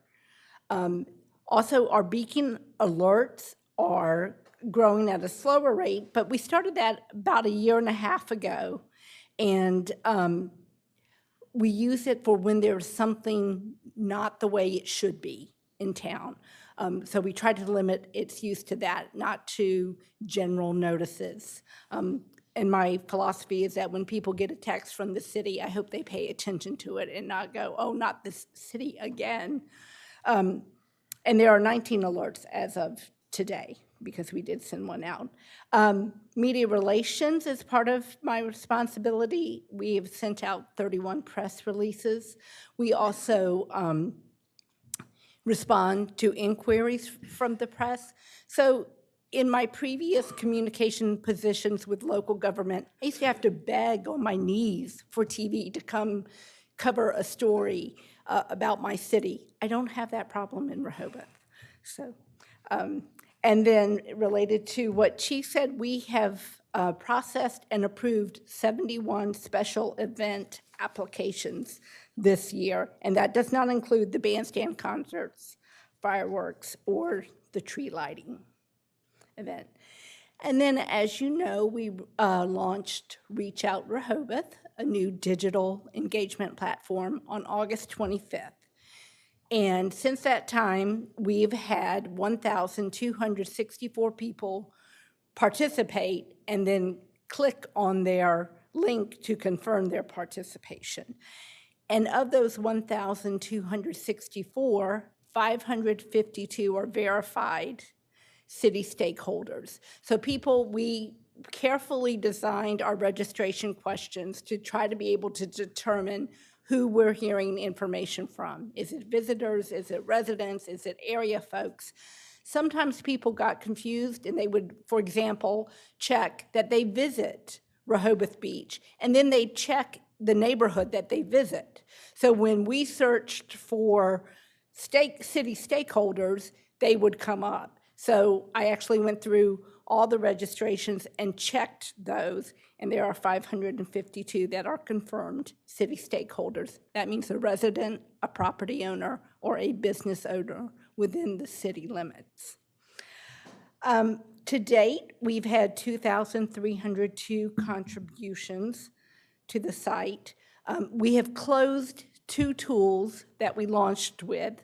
Our first hot topic survey had over 2,000 responses, and the traffic and parking map exercise, there were 55 suggestions provided from 31 contributors. Next week, we're planning to launch our parking and traffic survey related to the ongoing study. And then the engagement image there, so that is provided through the platform, and the largest number is the number of people who are aware of information on the site, and that means they've made at least one visit to the site. The informed orange represents someone who has clicked on something on the site, and the teal represents someone who is engaged. That's someone who's actually contributed to a project page, a tool on a project page. And if you have any questions, I'll be happy to answer them. Commissioners, Commissioner Markert? I did one. Has there been any thought to add to your portfolio Threads, the Facebook, or made a Twitter type? I have considered it. I'm kind of keeping an eye on it to see how it goes and to see if there's enough oomph there and longevity for us to go to Threads. Anyone else? Well, I've got one. I thought of you the other day when I opened my Delmarva Power bill. And I love to open my Delmarva Power bill because I have solar panels. So the reason I love to open it is because it's always so low. And as I went through it, there was an insert in there reminding me that I can contribute to a fund for underprivileged, for energy services, especially for the upcoming winter. And I was so glad to get that because they told me exactly what to do, where to send the money, and how to do it. So I took them up on their offer. And I wondered if we do not normally do inserts in our water bill, with my trash line because it came on the same day as Delmarva Power. Because I was thinking to myself as I opened my bill, it would have been nice, maybe, for us to put something in to remind folks that they can contribute in some way to the city of Rehoboth Beach.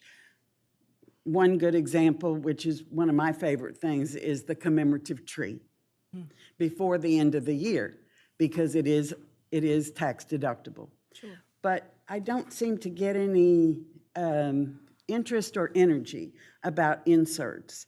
So is that just too much for us, or we found it's not effective, or? Well, I know that we have used it once since I have been here. I think it was tips about conserving water. It definitely is a channel that we could use, and Kevin and I are planning to put an insert in the January bill related to the cross-connection control program. Yes, and I think I read that somewhere, but what I was thinking about is if we want to make certain, and maybe we don't want to make certain, that folks know they can buy a commemorative leaf before the end of the year, it's important that it's before the end of the year. The bills are mailed, as my understanding, I'm not an expert on this, is that they're mailed quarterly, and the next mailing is January. That's my point. We've missed an opportunity in September where we cut off the billing. So I just kind of want to float that idea again. I can make a note of that for next year. That it would be, maybe there are lots of folks in town that don't know about the commemorative tree program. I don't know. Absolutely. But anything you could put on your list of things to do. Okay. Or things to even think about, food for thought. Sure. Thank you. Can I add to that the Trees and Green Infrastructure Committee met this morning, and that was one of our topics of conversation, was making a end of the year appeal for the commemorative tree program. We were going to talk to you about it, so I'll give you a heads up. I'd also like to question, are we speaking in terms of a paper water bill that you're lying on your veranda checking your mail? I get my paper water bill in the mail. I do. Right, you do. I'm just And curious as what the mix my neighbor is. next door, who does not, she's not here, so I pick up her mail, even though she has the electronic setup with the city, she gets her receipt by mail. Okay, but I'm just curious in terms of how many people get it I electronically don't know versus the paper. answer to that, but I'm one of them. Okay, well, you are. There you go. All right. Anybody else? Thank you very much, Lynn.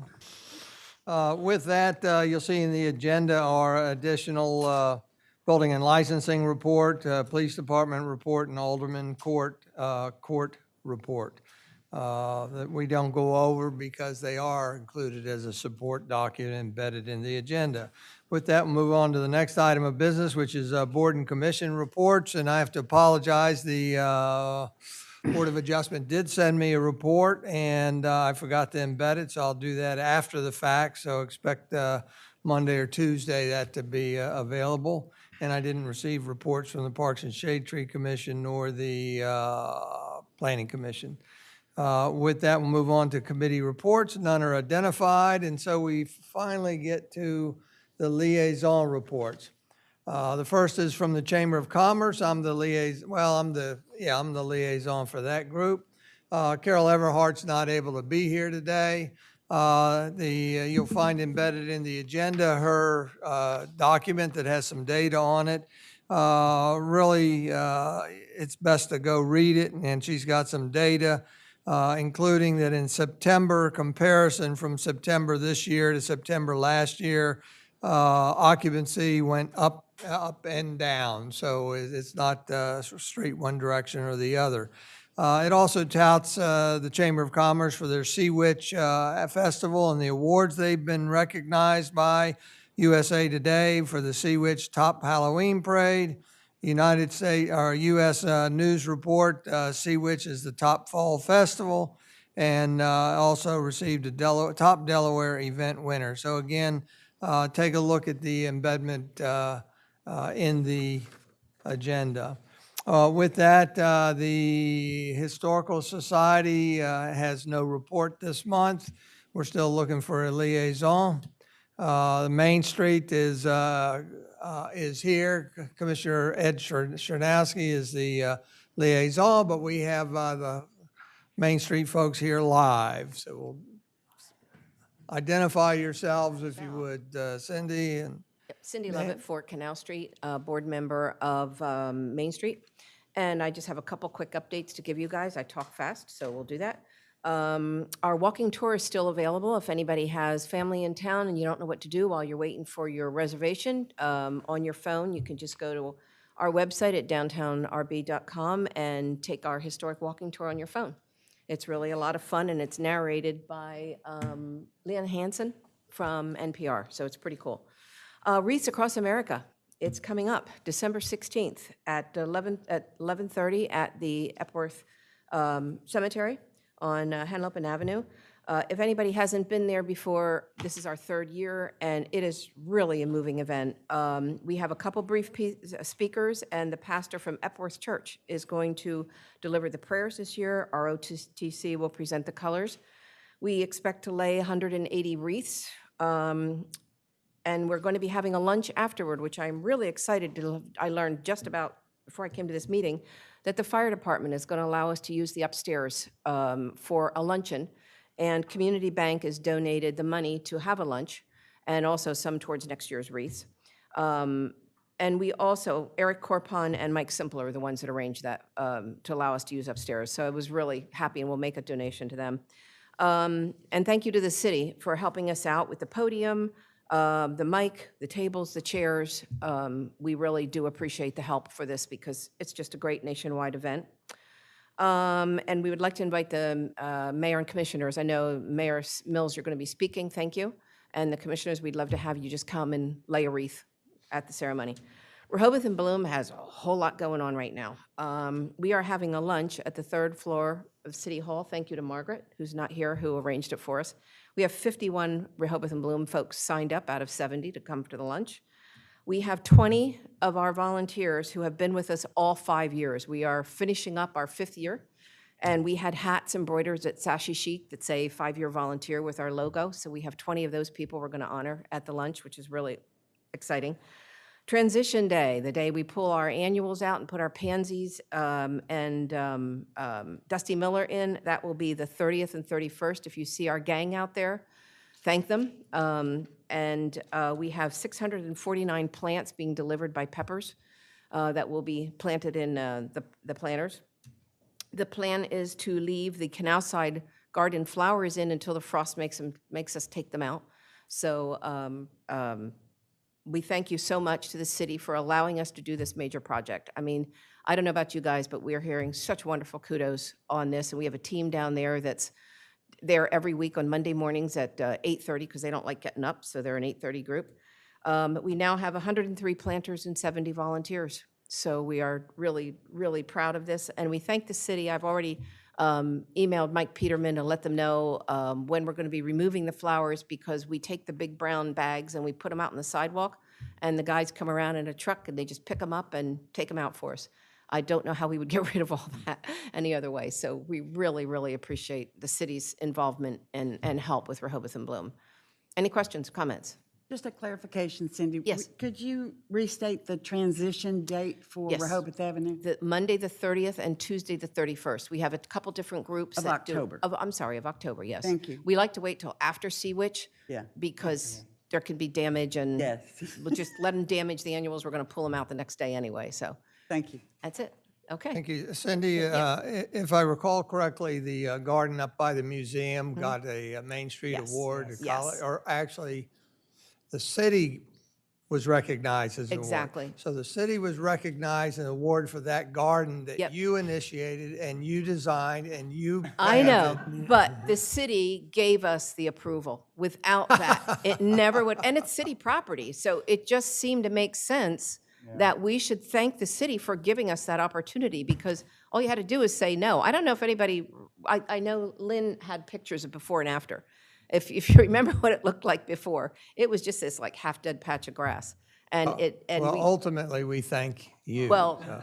thank you, and we thank you guys, because it really was a team effort. Liz was great, she's not here, but, we also got, I don't know if anybody, Senator Lopez donated $16,000 before he left, and Mariah from Dogfish Head, donated 6. So that's where the funding came from, and we are still trying to get a sign that says the sponsors and the city logo will be on that, because we want to be sure that the city is recognized in that project also. Very good. So thank you very much. Thank you very much. Thank you. Dan? Aye. Well, good afternoon, Mayor, City Manager, and Commissioners. I have a big announcement. Rehoboth Beach Main Street is proud to announce that the 2023 Citizen of the Year Award goes to Carol Everhart. We're really proud. We are honored to celebrate her 34 years of service and her contributions to this town. So also, Rehoboth Beach Main Street is proud to announce the Champion of the Year, who volunteers a lot of her time, goes to Jenny Burton. Jenny Burton serves 5 years on our board of directors at Rehoboth Beach Main Street, also is the chair of our promotion committee, and is an active volunteer in our community. So these awards will be presented at the Community Unity Dinner. So we were very honored this year to announce that. Just a little thing is about Main Street. Our Community Unity Dinner is on Sunday, December 3rd from 4:30 to 7. Hopefully the commissioners can attend and help serve, and the mayor. So we look forward to that. We have created a holiday stroll, which is the second year, on Sunday, December 10th from 1 to 4. It's just Santa walking, and elves, and just lots of cheer.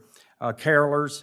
So it's just a good time to come downtown, shop, have dinner, and dine, So also moving forward into 2024, we're working on plans. The Gumbo Crawl again will be on March 30th of 2024. Our huge fashion show, which involves service industry, retailers, will be on Sunday, April 21st from 4:30 to 7. Our RBMS newsletter is in progress for November. I've spoken many times about this. Our newsletter, we have a 65% open rate. And we also put a lot of the city activities that are going on with the city, and we feel save the date activities coming up. So we feel our newsletter is really becoming very popular. Our social media, we promoted some events. One event was the Mrs. Roper Romp. It had 51,000 views. So it's a nationwide thing. We supported it. Also, our team of volunteers are actively working on the city grant request, and we'll meet the deadline for that. Any other questions? Commissioners?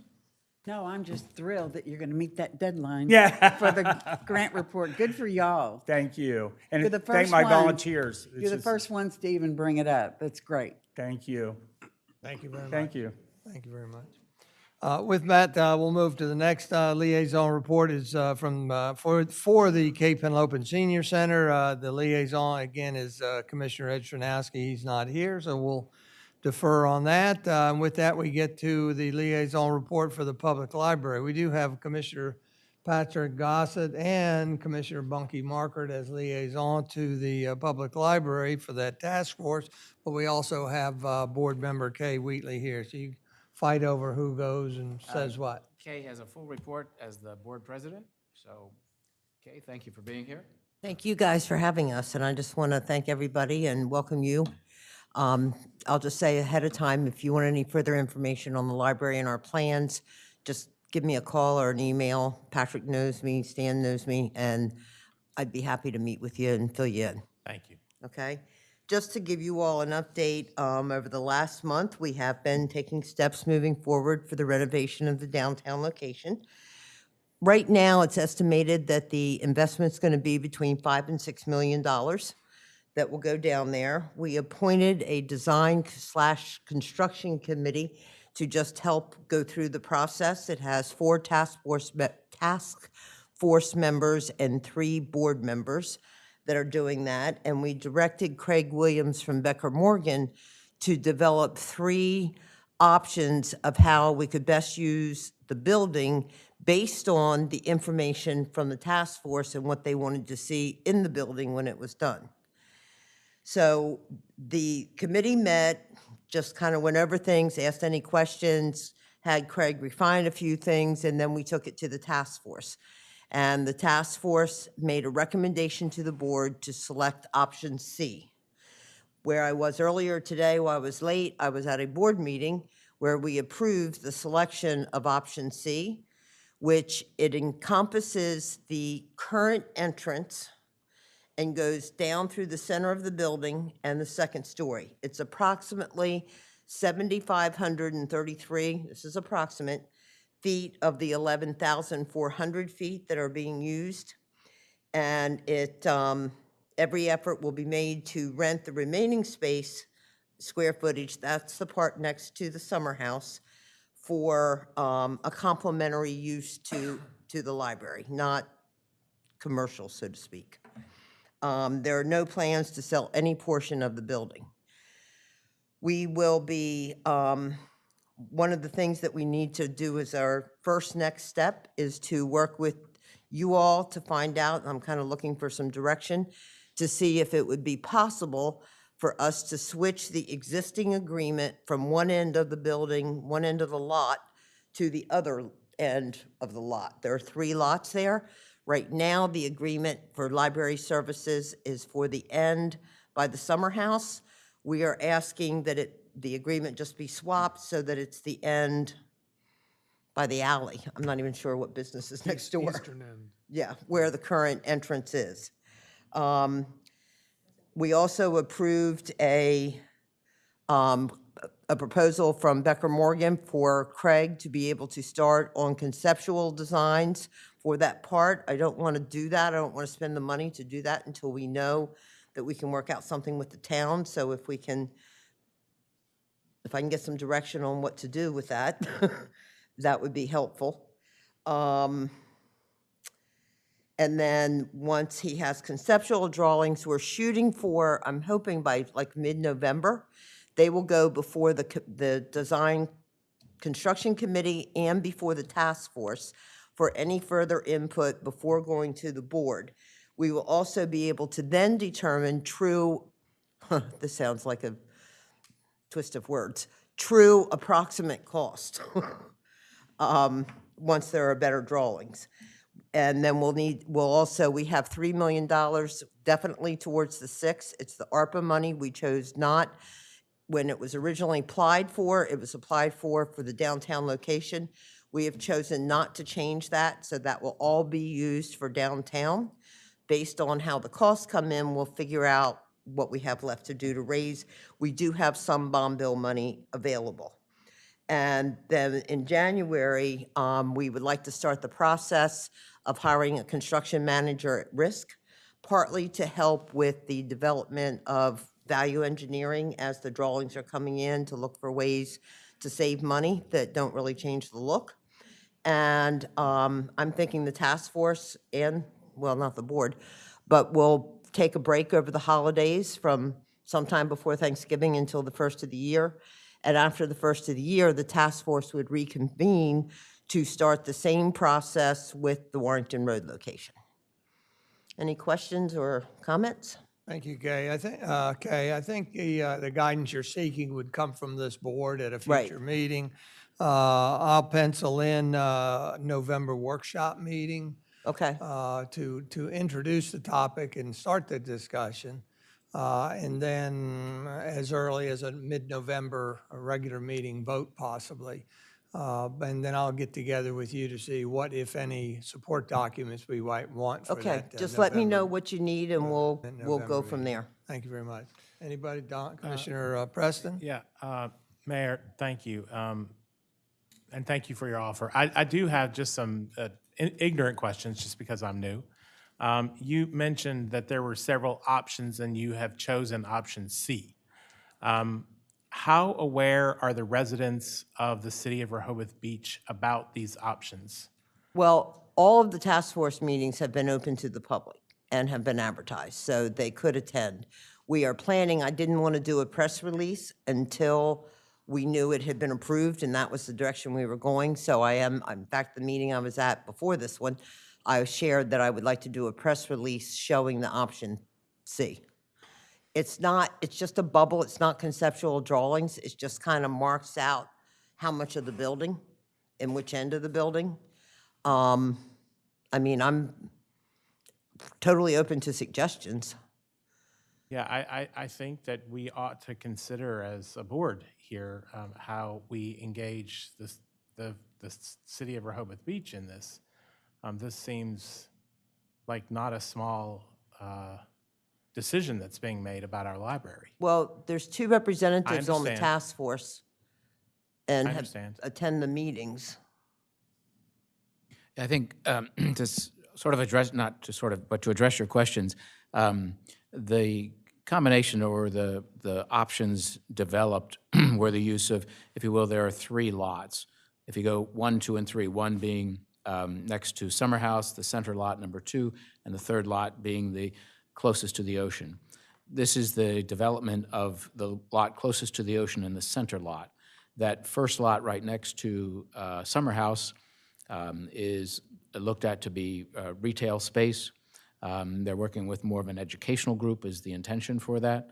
And it really works out from the presentation of what the task force met and the needs described by the task force, that those needs were best addressed by the square footage available in the center section and the section closest to the lot closest to the ocean, because it has a second floor on it. There's just more space available.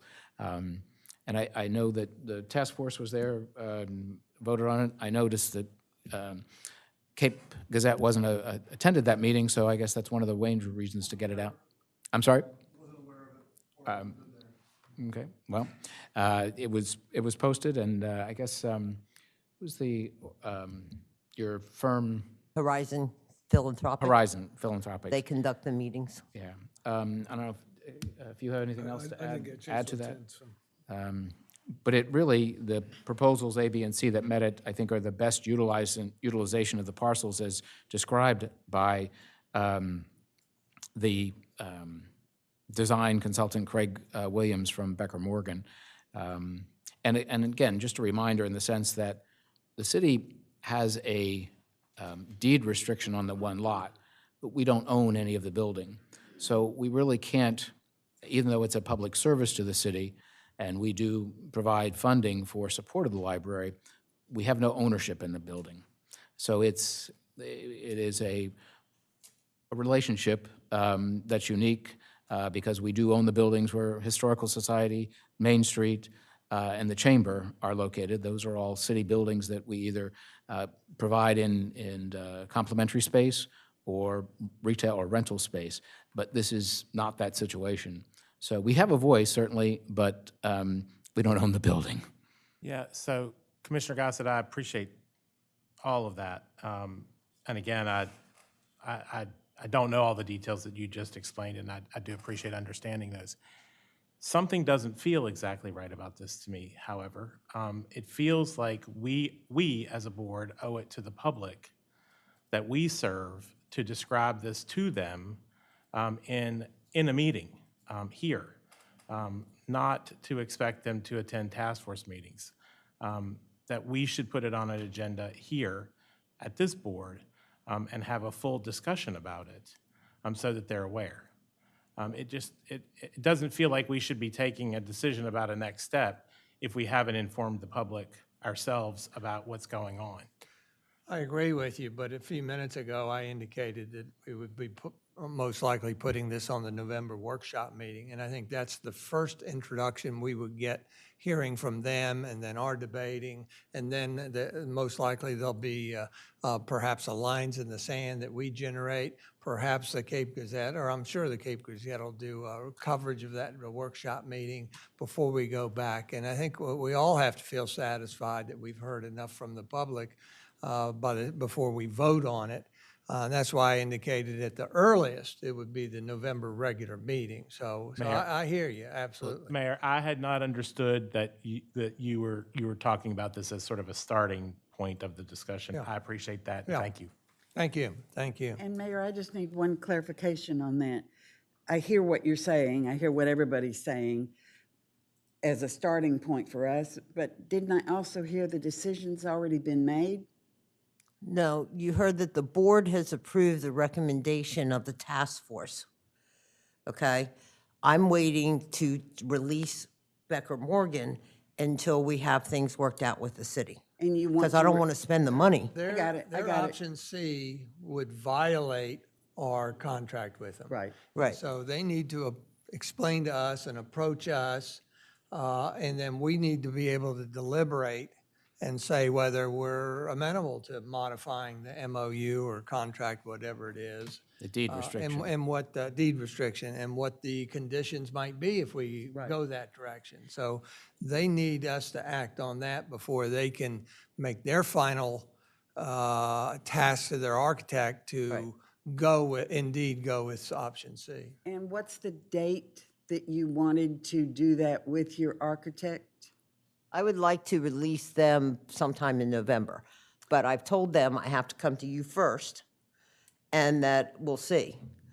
You know, if it's January, fine. I can release them, like, say you make a decision, what would it be, the third Thursday or third Friday of the month after your workshop and then the regular meeting, if it goes that far, then I could release them to do that over the holidays, but the task force wouldn't get back together or get information until after the first of the year.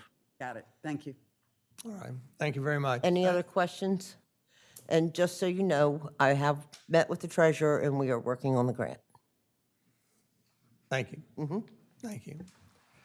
With that closes the liaison reports, and I was hopeful of getting to the first public hearing in under 2 hours, and by golly, we've done it. Oh, goodness.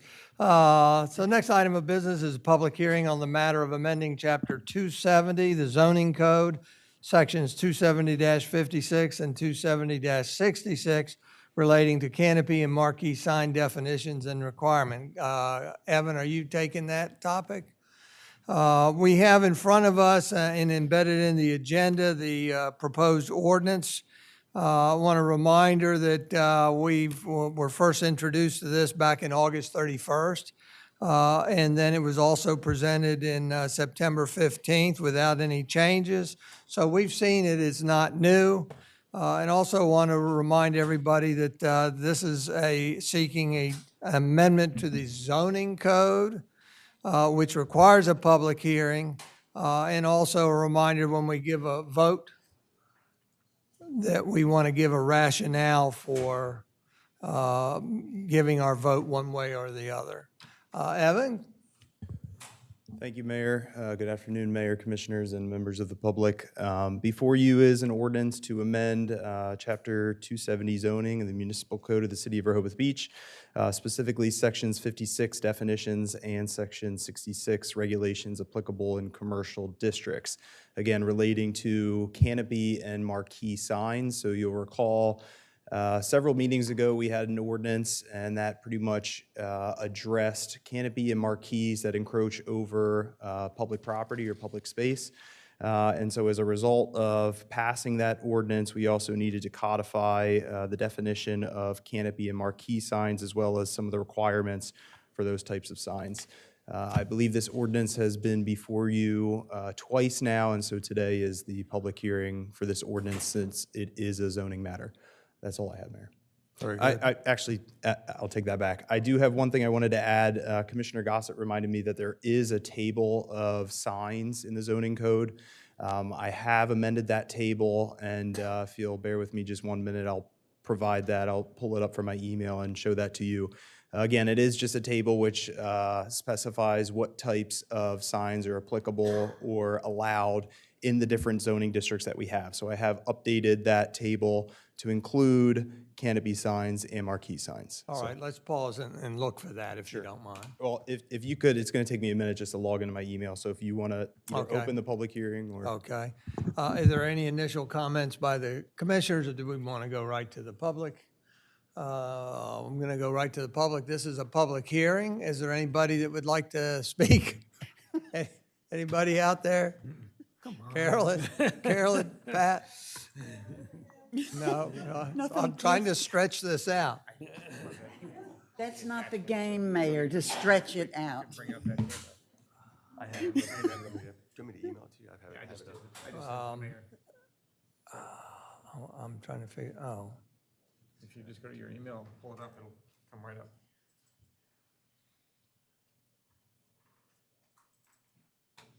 I'd have the authenticator go out, right, every time.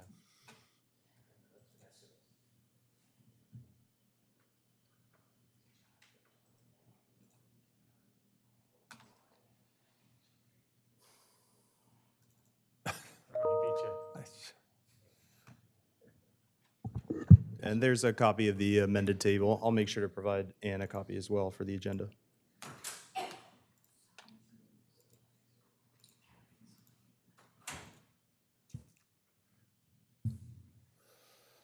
Let me blow that up a little bit.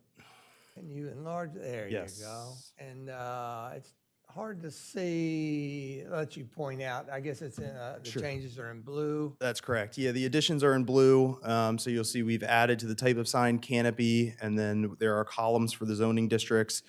So again, they're consistent with the awning sign and the requirements in those zoning districts. So not allowed in residential, but allowed in the C1, C2, and C3 districts. Same for marquee, which has been added as well.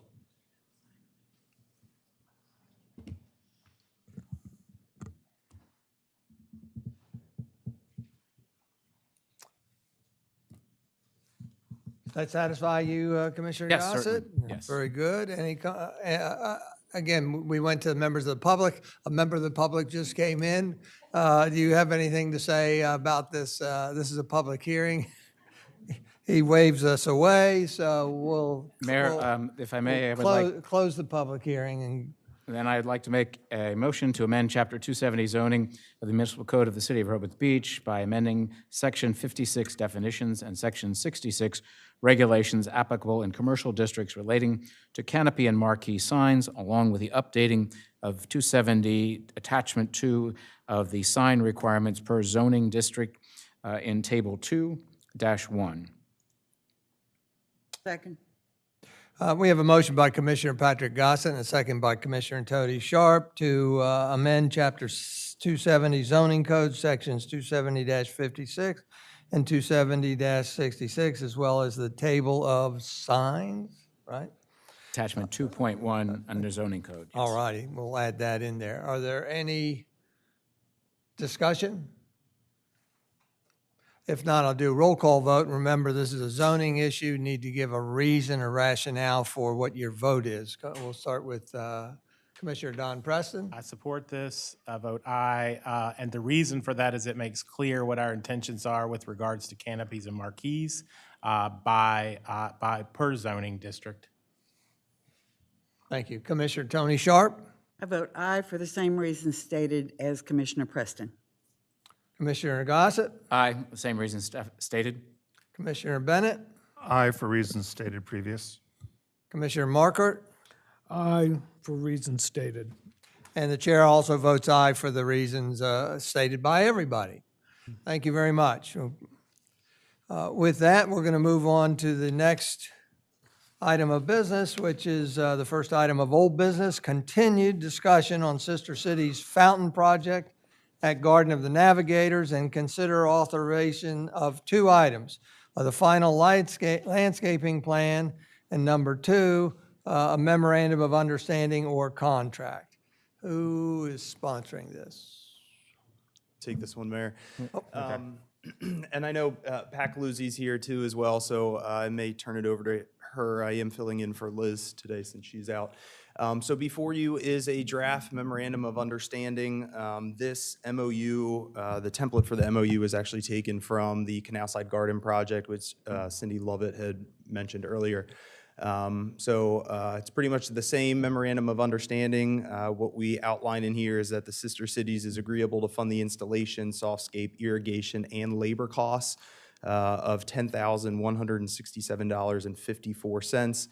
There is an attachment to that MOU, which is the Spazzato proposal for the softscape, the fountain installation, the landscaping plan, as well as the irrigation proposal. We are just awaiting final legal review for this. Again, I apologize. I did get this document over to the solicitor about 3 days before this meeting, so apologize for that. But this is the draft MOU, and again, I know Pat is here to answer any questions. I'm certainly here as well. So, Thank you, Evan. I'll let Pat talk, then we'll talk about timeline here. Mayor, if I could, just one Yes, second. yes. This particular MOU, we learned a little bit over the last several months, and I believe Evan has done a great job tightening up this memorandum of understanding to really clarify roles, responsibilities, duties, how this is going to be shared jointly between the city and the sister cities, who pays for what, when that is going to be paid, and at what time. So I'm comfortable at this point that there was some consternation when I first arrived about memorandums of understanding, and I think we can kind of move forward with this one pending the legal review to see if this would be binding on both parties, because I think it should be. So that's all I have, and I'll turn it back over to you, sir. Yeah, I think it's apropos from my comment right at this point before we go to Pat, in that I've had a few constituents concerned with the caliber and forceability of a memorandum of understanding, and their references were to the Canal Bank MOU, which in my opinion was kind of poorly done, I'm sorry, but it was done after the fact, after the commissioners already acted on something, and it didn't seem to have any teeth. And so I was worried about this, whether we should change it to a memorandum of agreement so that it had more of a contract component to it or not. And I believe I'm satisfied with this in this respect. The MOU essentially is agreeing to accept ownership of it and maintenance costs after installation of the fountain and installation of landscaping by the Sister Cities group. Well, the point is, if they don't pay the money, then they're not getting it installed. So I'm comfortable that this is probably adequate, but again, I think the legal review is still necessary. Pat, do you want to offer anything? The only thing I would say is at our last presentation, there was the idea that we were looking for the city to pay for part of this installation, the Sposato installation and the Sposato irrigation. We've been able to figure out a way to raise enough money to pay for the entire cost, which was different from what we had said the last time. So we are, in fact, ready today to give you a check for the half that's required by the Memorandum of Understanding. The design, I had spoken with Liz, and we've agreed to just move forward with what's in the design. There may be some, slight modifications by Liz or someone else, depending upon what's needed there. But other than that, we're prepared to move forward.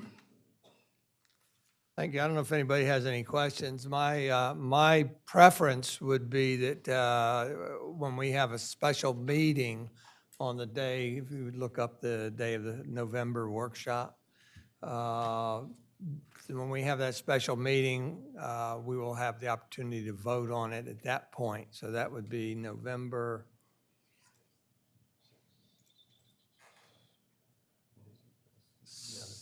6th. So that gives us time to have our legal review, and then we have that opportunity, rather than waiting to the November regular meeting. Yeah, I mean, one of the things that seemed to be very important to Liz is they need to get, if they're going to start it in the fall, because in spring, Sposato is just way too busy. Right. So the sooner the better. Sure. Well, that's why I would rather postpone it for the legal review, but do it as soon as possible. Any other commissioners?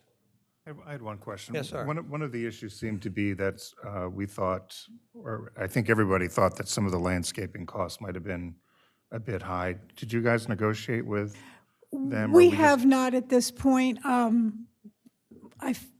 In talking with Liz, if Sposato hasn't gotten back to us, we didn't want to wait too long. If it turns out that the price is going to be less than the $10,000 quoted, then I'm sure the city's going to just, charge us for what in fact was installed. So. Thank you. Yeah. Anybody else? I do. Yes. I'm not going to go on about my position on memos of understanding, because you've heard it before. You heard it last year at the budget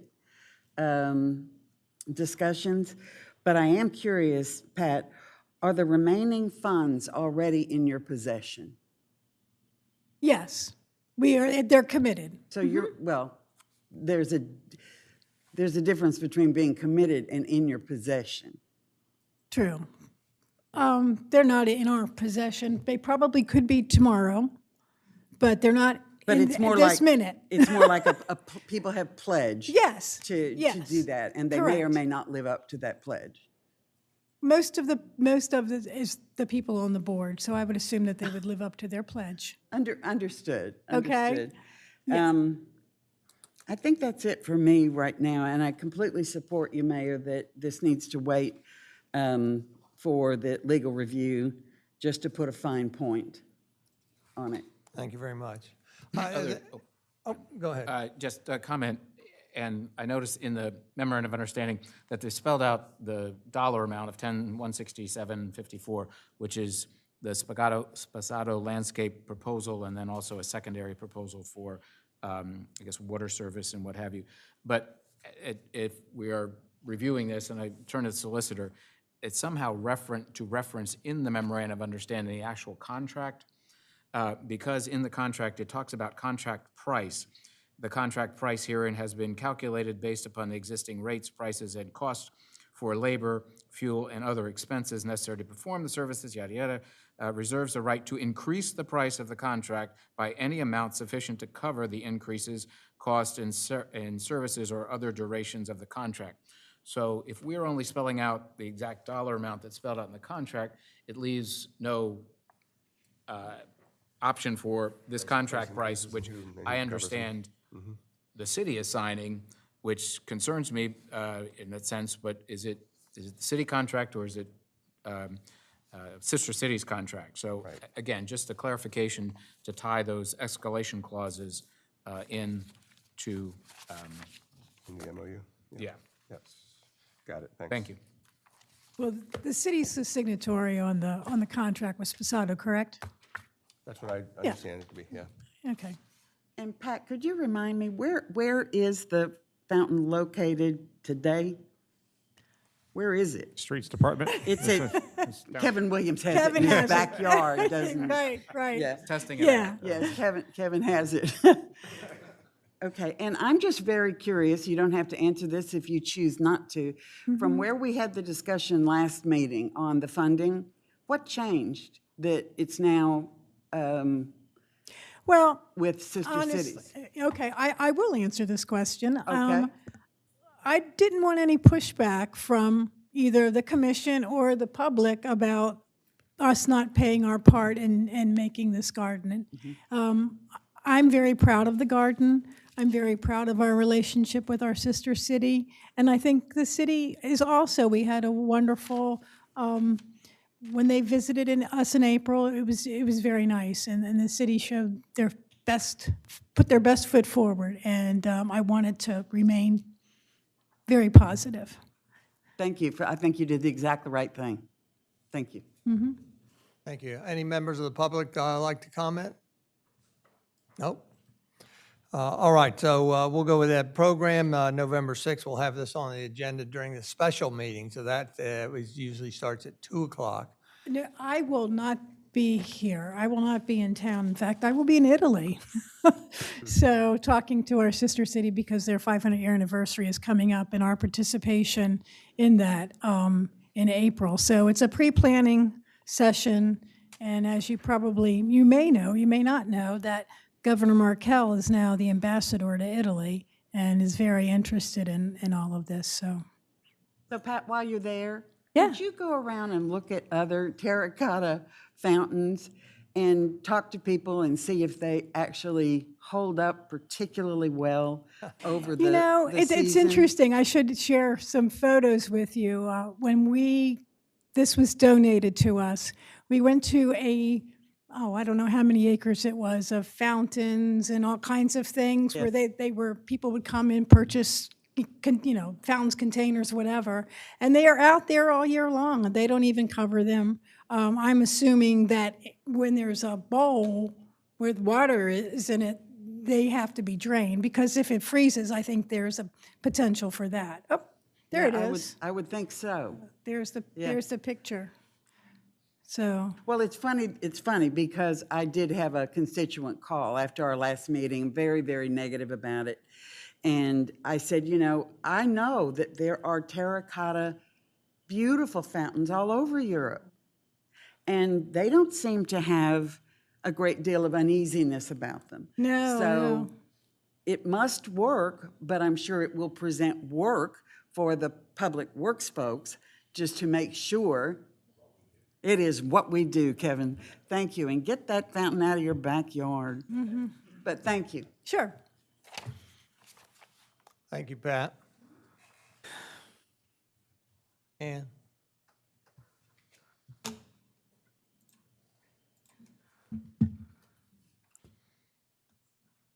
All right, we'll move on to the next item of old business, which is to consider reappointment of Stephen Simmons to Board of Elections.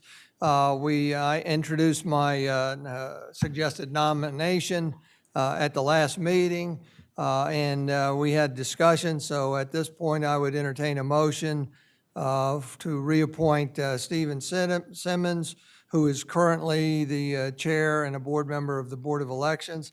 Reappoint Stephen Simmons to a 3-year term expiring in October 2026, and as chair of that board. So moved. Second. We have a motion by Commissioner Gossett and a second by Commissioner Tony Sharp to reappoint Stephen Simmons for a 3-year term expiring in October 2026, and as chair of that board. Is there any discussion? Are there any members of the public that want to not say anything? If not, then all those in favor signify by saying aye. Aye. Those opposed? None, and the motion's carried unanimously. Congratulations, Steve. Thank you very much for serving.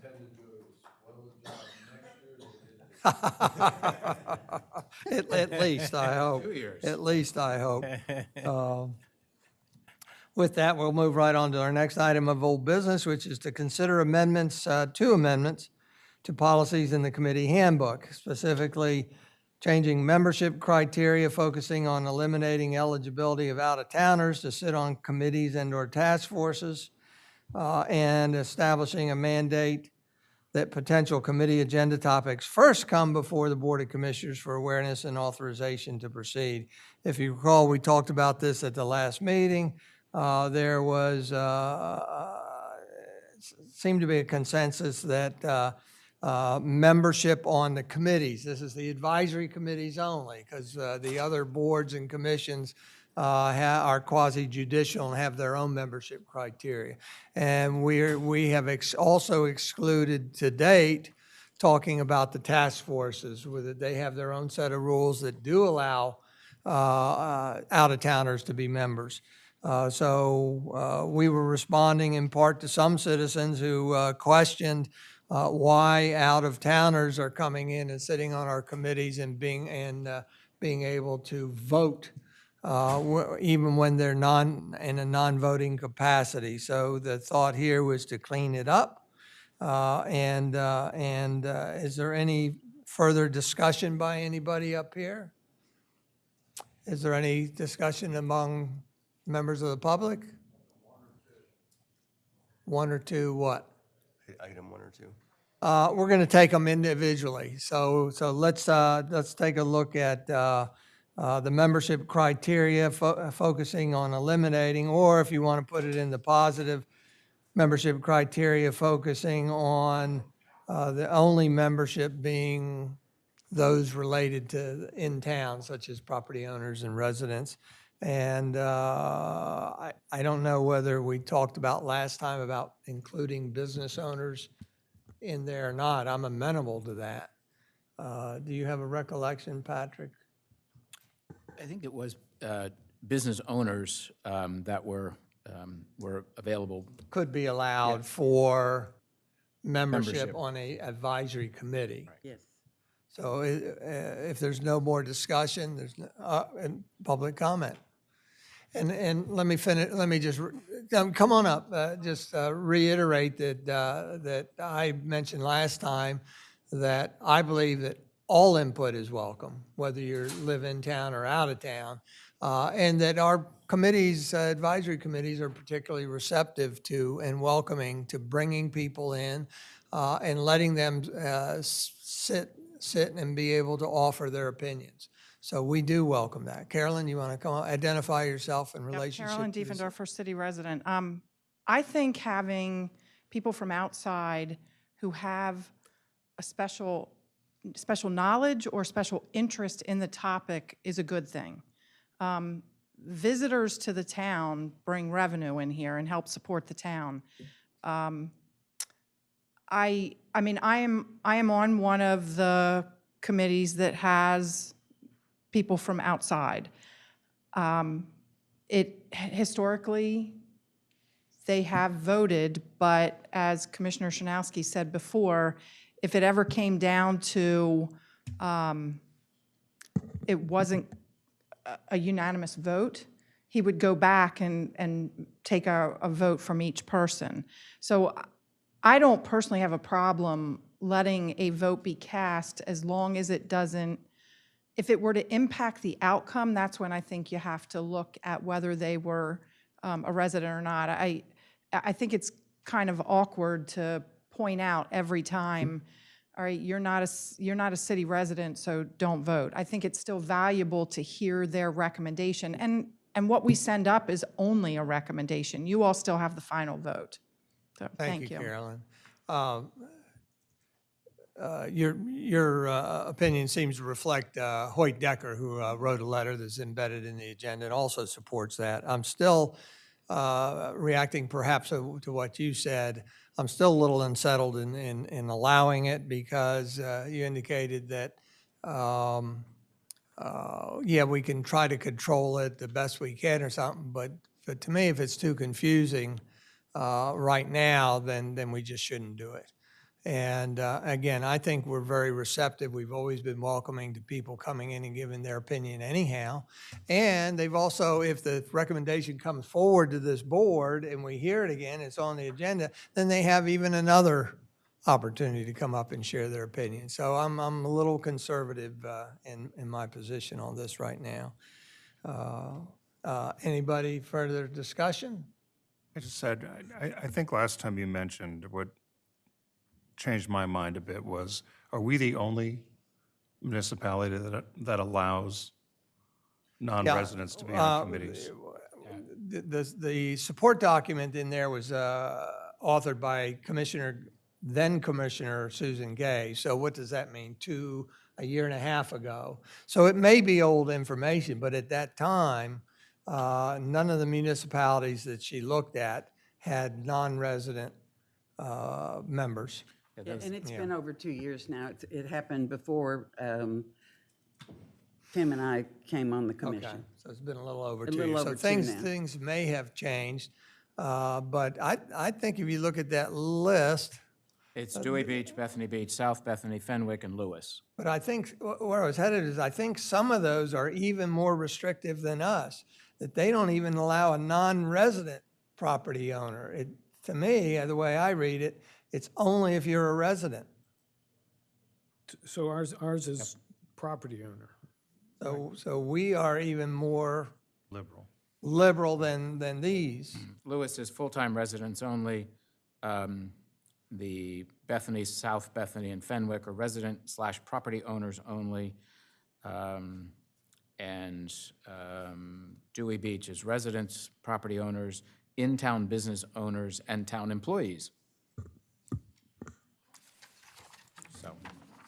So would we allow business owners then to vote? Well, that's where this was. That's why I questioned Patrick and some others on whether we really discussed it last time. Remember, for task force, they're their own item. They have their own policy, and they do allow outsiders or out-of-towners and business folks. And that's why I would like clarification that I see no reason to ban a business owner, if they're an in-town business owner, from participating on a commission or advisory committee as well. Last time we discussed this, we did not exclude them at all.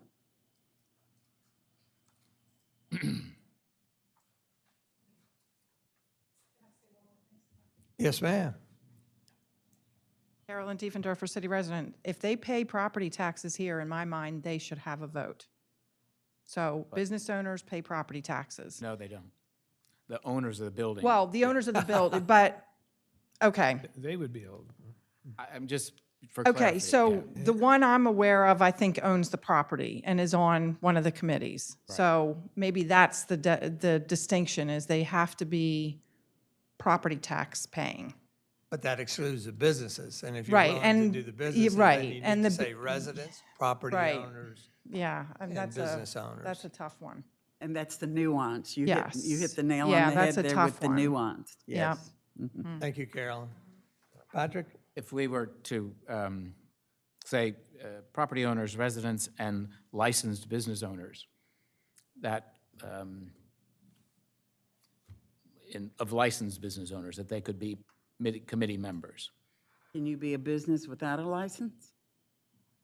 Theoretically, no, but this gives it a little more definition that there's well, you can make it. city record. You have city records for property owners and residents, so to have some sense of clarification or ability to check if they have a business license in the city. And can it be a representative of that business, or does it need to be such as the manager of the business? Yeah, there's all these little nuances, as you said. You're right. You know, let's say on the Wilmington Baltimore Streetscape Task Force, we have a business owner who also owns property in town. We have another one over That's on. a task force. That's a yeah, okay, you're right, you're right. Nuance. Yeah. Just as a reminder, the committees we're specifically addressing are animal issues, boardwalk and beach, environment, streets and transportation, and trees and green infrastructure. Right. And just as a reminder, I have a whole new idea for committees that I will not forget about, No. I hope, before our November workshop. No, we won't forget. No, we won't. Good afternoon. Walter, go ahead. Walter Birmingham, 123 Hamilton Avenue. Is maybe the problem those people voting? Because maybe they would have value to sit on the committee, but maybe not to vote.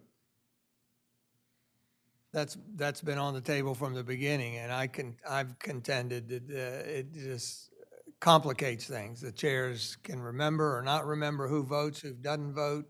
I mean, it could be taken care of by only the members that are able to vote are recorded, but then you separately in the minutes record those that can't vote. So there's options to deal with it, but I just think it's too complicated. And again, I think I'm primarily focused on reacting to my constituents that say, why are we allowing some of the outsiders to come in and think? And again, I gave that example of banning gas mowers and stuff, you know? And so that right now carries a lot of the weight for me. And I also feel that, you know, if a person, whether they're voting or not, is on the committee, they're involved in the conversation. Their ideas, their influence, if you will, have a role in that committee.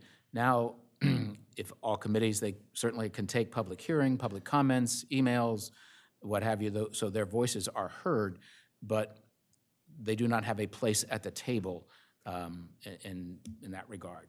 And I guess the way I think about it is they are in the room. Right. Because they can come to any committee meeting if they really have a focused interest in the subject matter, be it animals, be it streets, be it whatever it is. So all it really is geography. It's where you sit in the room. Just to add to that, Commissioner Gossett, Commissioner Sharp, and Mayor, it strikes me that it's not exclusive in the sense that the committees, if they find that they need expertise, they can invite that expertise to the meeting or a series of meetings for that input. It doesn't seem, Without them being a absolutely, member just of the as committee. experts. Absolutely, And absolutely. it doesn't seem exclusive in any way in that regard. I've just heard too much from constituents over 8 years that they are not fond of our making really important decisions with a great deal of input from non-taxpayers. Not fond of it. Well, Commissioner Sharp, in that regard, then it sounds like we would not want to allow business owners. We would want then it to be focused exclusively then on property owners. But Well, it's, Go ahead, I was just Bob. going to say that, I mean, it sounds like we want it to be analogous to the same requirements we would have in order to be able to vote, you know, but there might be some subtle changes between that, you know. I don't know, but it just seems like that's like the measure of legitimacy for participating in the government, you know. Yes. Well, I favor in-towners and give them more weight than the out-of-towners for participating in the committee role. I feed on everybody's feedback, and again, I welcome that. But otherwise, the in-town connections for me are being a resident, whether you own property or not, property ownership, Is there a and then consensus? and then business ownership. Is there a consensus on business owners? Yes, no? I'm fine with business owners. I was fine with it until you said who from the business. Well, we're saying business owners, So it's only the Not a owner. proxy of. correct? It says business owners. It does not say or a representative of. And that's, Can I add, Mayor, you might want to specify that it's business owners with brick and mortar locations in the city, because you don't want contractors who are outside who have business licenses but don't have a that's a brick and mortar. good point, because we've got, I think, over 3,000 licensed businesses, but so-and-so's plumbing that is out in Highland Right. has a license to do in town, do we want to let them? So that wording sounds good to me. Repeat it I think I just mentioned brick and mortar locations within the city. within the city. Business owners with With an actual, brick and mortar. or an addressed location within the city, so there's an actual physical space or.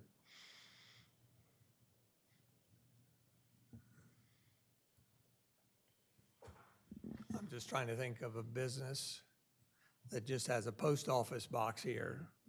Are So brick and mortar may be more Are descriptive. they really legitimately going to represent So a brick and mortar is an real acceptable business in term. the city? Yeah, no, I think, Commissioner Gossett was just saying brick and mortar, probably use that actual language, brick and mortar. Is anybody would offer a motion? I will, Mayor, make a motion that the current city policy regarding membership on Animal Issues Committee, Beach and Boardwalk Committee, Environmental Committee, Streets and Transportation Committee, Trees and Green Infrastructure Committee, be property owners, residents, and licensed brick and mortar businesses located, owners, located within the city of Rehoboth Beach. Second. We have a motion by Commissioner Patrick Gossett and a second by Commissioner Don Preston? Preston, I'm sorry.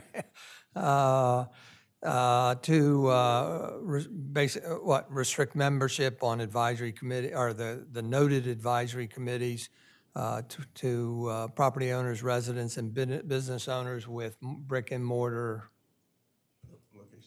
locations in the city.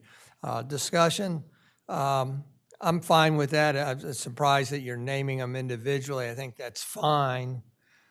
Because if we ever, I don't know where we're going with committees, but if we do create a new committee, we would probably then want to stipulate that they need to adhere to the new committee handbook rules. So I'd almost like it to say, and any other advisory committees or something, but do you think we're fine there? By I mean, I naming would 'em? believe that if we vote to establish another committee, it would be with our direction if that were to happen, and that would, I certainly would feel that it would, as part of the resolution to adopt the new committee, that would have to be, follow the committee handbook procedures. Yes. Okay, but the committee handbook procedures is specific to the only committee, so we can deal with it. I just had a point of clarification. yes. So if I'm an independent realtor and I work out of one of the offices here in town, that's considered brick and mortar, and I'm an independent business person, so do I count as a eligible member? Are they owners? Well, you own your own, if you're They- a realtor. They yeah. have a business license, but I don't know if they're, I would think the broker owner of the realty company that realtor is working for would be the one who's eligible to serve on the committee. They're the owner of the brokerage. So if you're ABC Real Estate, that's the person who owns ABC Real Estate, not the individual realtor. Is their employee? Right, because they don't own ABC Realty. Right. And then the other question would be for, if this passed, then are the people that are currently non-residents that are on committees, are we then just telling them that they're no longer on the committees, or are we going to grandfather that, or how are we going to handle that? well, that brings me to, do we want to modify the, offer an amendment that it is effective immediately? Should we do that? Because we don't have an effective date on it otherwise, but I would say yes, amend it to say effective immediately. And then, yes, I would need to contact any non-eligible member and say, thank you for your service, but because of a change in policy, you're no longer able to participate. That's something you'll do, or Something I would do, yeah. Do we want to agree that it's effective immediately, or should we formalize the motion?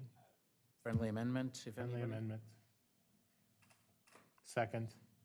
So we have a friendly amendment to add to the existing motion that it is effective immediately. Is there any further discussion?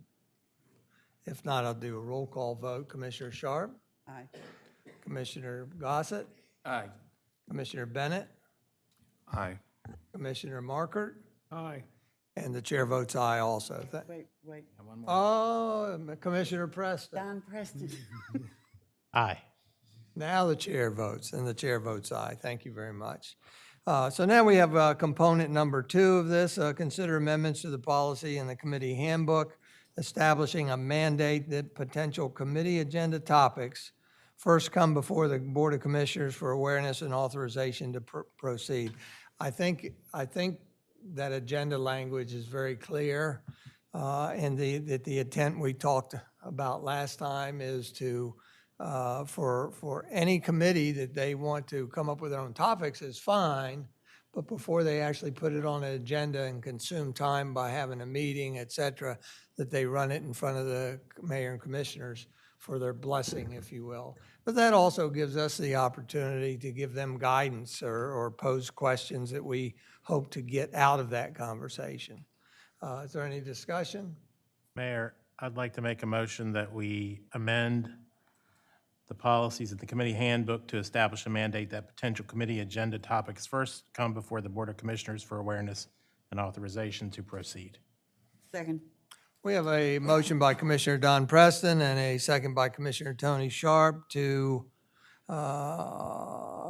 establish a mandate within the committee handbook that potential committee agenda topics first come before the Board of Commissioners for awareness and authorization to proceed. Any members of the public like to say anything? Walter? Thank you, Walter Brittingham, 123 Henlopen Avenue.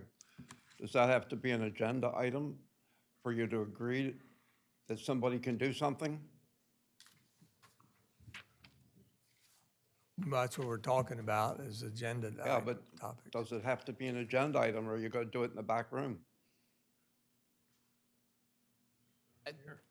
I would. Oh, you mean receiving? Well, why don't you read? Wait a minute, Why let don't you me, read what you wrote? Because it says, in order to assign something, to authorize it, you have to discuss it. And we already think / know and/or have with different people, different mayors that regulate the agenda. Don't take that too personal. I have to think about that a little bit, but I have thoughts on it. But I'll give you an example. Sally Foreman can stand up here for 43 minutes. I don't know if she owns property in town, but can she, just because she's in Save Our Lakes, I'm not picking on Sally, but she's an example, and everything's at the discretion of the chair. But if it's got to come first to the Board of Commissioners, to the mayor or the mayor and Board of Commissioners, for something to be assigned to a committee. here's what I believe the procedure would be. Whether it's a person, whether it's a city manager, whether it's a chair of a committee, they would bring forth ideas that they think are worthwhile for a committee, advisory committee to consider. At that time, they would obviously be sending information to me, and I would be putting it on a future agenda so that it's noticed, so that we can all consider in the public eye, again, what is the potential for it? Do we want to just awareness, but are we going to authorize it to proceed? So it's all done out in the open. So, And you I'm put sorry, the- and most likely with a template that we're talking about last time, so that they know how to bring things forward to us. Go ahead. Well, the last part of it is then who makes up that committee?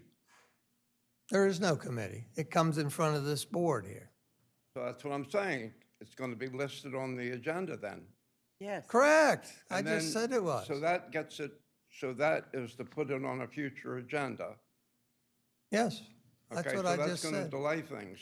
Correct, absolutely. And you know. Thank you. And that's why so many people in town don't trust you. Thank you. Did you want to say something? Your finger's up. Put that finger down. All righty. With that, what's next? A vote? All those in favor of approval of the motion signify by saying aye. Aye. Those opposed? And then, Me. oh, I'm sorry. We'll let the record show that Commissioner Bennett opposes it. And otherwise, the motion's carried 1, 2, 3, 4, 5 to 1. Thank you all very much. And that's again something that I need to notify the chair. Well, the chairs are commissioners, but still, I will send out a reminder. With that, we'll go to the next item of old business, which is consider awarding a contract for the new city website. If you recall, at the last meeting, we heard a good report from Lynn on a couple potential website vendors, and we're going to continue that conversation today with possible vote to conclude that conversation. Go ahead. Good afternoon. Yes, as a follow-up to our conversation October 10th, I have requested a draft contract from Planetaria to move forward with designing the city's new website. And the scope of work and the terms of agreement are attached to the agenda. I apologize, we made some changes and we got them late, so when you are considering the motion, I would ask that you authorize the city manager to move forward with the agreement pending legal review. Mayor, I would move to authorize the city manager upon final review by staff and the city solicitor to enter into an agreement with Planetaria to develop, host, and maintain a new City of Rehoboth Beach website. Should we put the amount in there? That's Can you do that? Well, it's It's upon the one- final You have the review. amount in front of you? It's 55,900. 55,900. And as a note, it will require additional approval of funds in the 2025 budget. But the, up on the screen there, the initial Yes, outlay is 55,900. that's what you're authorizing today. Correct. Creating a new website for $55,900 and an additional $7,080 will be charged annually for hosting, maintenance, and service. So you made a motion. I did. Did That was a somebody friendly second it? amendment to my motion. Second. That's a tie. We have a motion by Commissioner Patrick Gossett and a second by Commissioner Don Preston to award Planetary with a contract for creating a new website in the amount of $55,900. Mayor, question. Commissioner Gossett, I assume you mean in the final review by council, we assume that if there are any snags that council finds, that we will be advised of that before this agreement is signed. Is that correct? Thank you. City manager, city solicitor, and city staff. Thank you. Any further discussion up here? Any members of the public? Nope. Very good. With that, we have a motion on the floor to award Planetaria, is it, with a contract to create the new website. We'll do a group vote. All those in favor signify by saying aye. Aye. Those opposed? And the motion's carried by the members that are here. Thank you very much. With that, we have no new business identified. Are there any commissioner announcements or comments? Just one to confirm that over Assistant Manager Evan Miller's signature, the grant application forms have been sent and received by the Historical Society, Main Street, the Senior Center, and the library, with a deadline of December 1st. Very good. Thank you, Evan. With that, if there's no further commissioner comments. I have one comment. Oh, go ahead. I just wanted to give, for the second time, kudos to this agenda item report. I kept sitting here during all of our presentations, looking at this report and wondering if each presenter of X number of slides could have something as simplistic as a routine report that gives you the purpose, the background, the course of action, financial implications, et cetera, it might actually improve the efficiency and the time that we spend in these meetings. So I'm very hopeful, because I think this is just great. I think Lynn's used it, Liz Lingo has used it, so I'm just waiting for, as these, to me, are test or pilot things, that it gets widely used. I think it would standardize things and make very crisp what the issue is, why we're doing something, exactly how much it's going to cost. You don't have to sift through papers, paragraphs, slides to figure it out. I'm a big fan. Thank you, Lawrence, I believe, for instituting this, and I hope everybody accepts it and uses it. Mayor, I'd like to associate myself with the comments of Commissioner Sharp. We just say ditto, ditto. Ditto. Thank you. Fabulous. Thank you. With that, we'll move on, review future meeting dates. We have a special meeting on Tuesday, the 24th, that will most likely be in executive session. Then our next meeting is November 6th. That is a Monday. That's our workshop meeting at 9 a.m. with a special meeting at 2 p.m. in the afternoon. Is there any additional citizen comment? Are you coming forward? No. With that, then this meeting is adjourned at 4:52 p.m. Thank you very much. Thank you.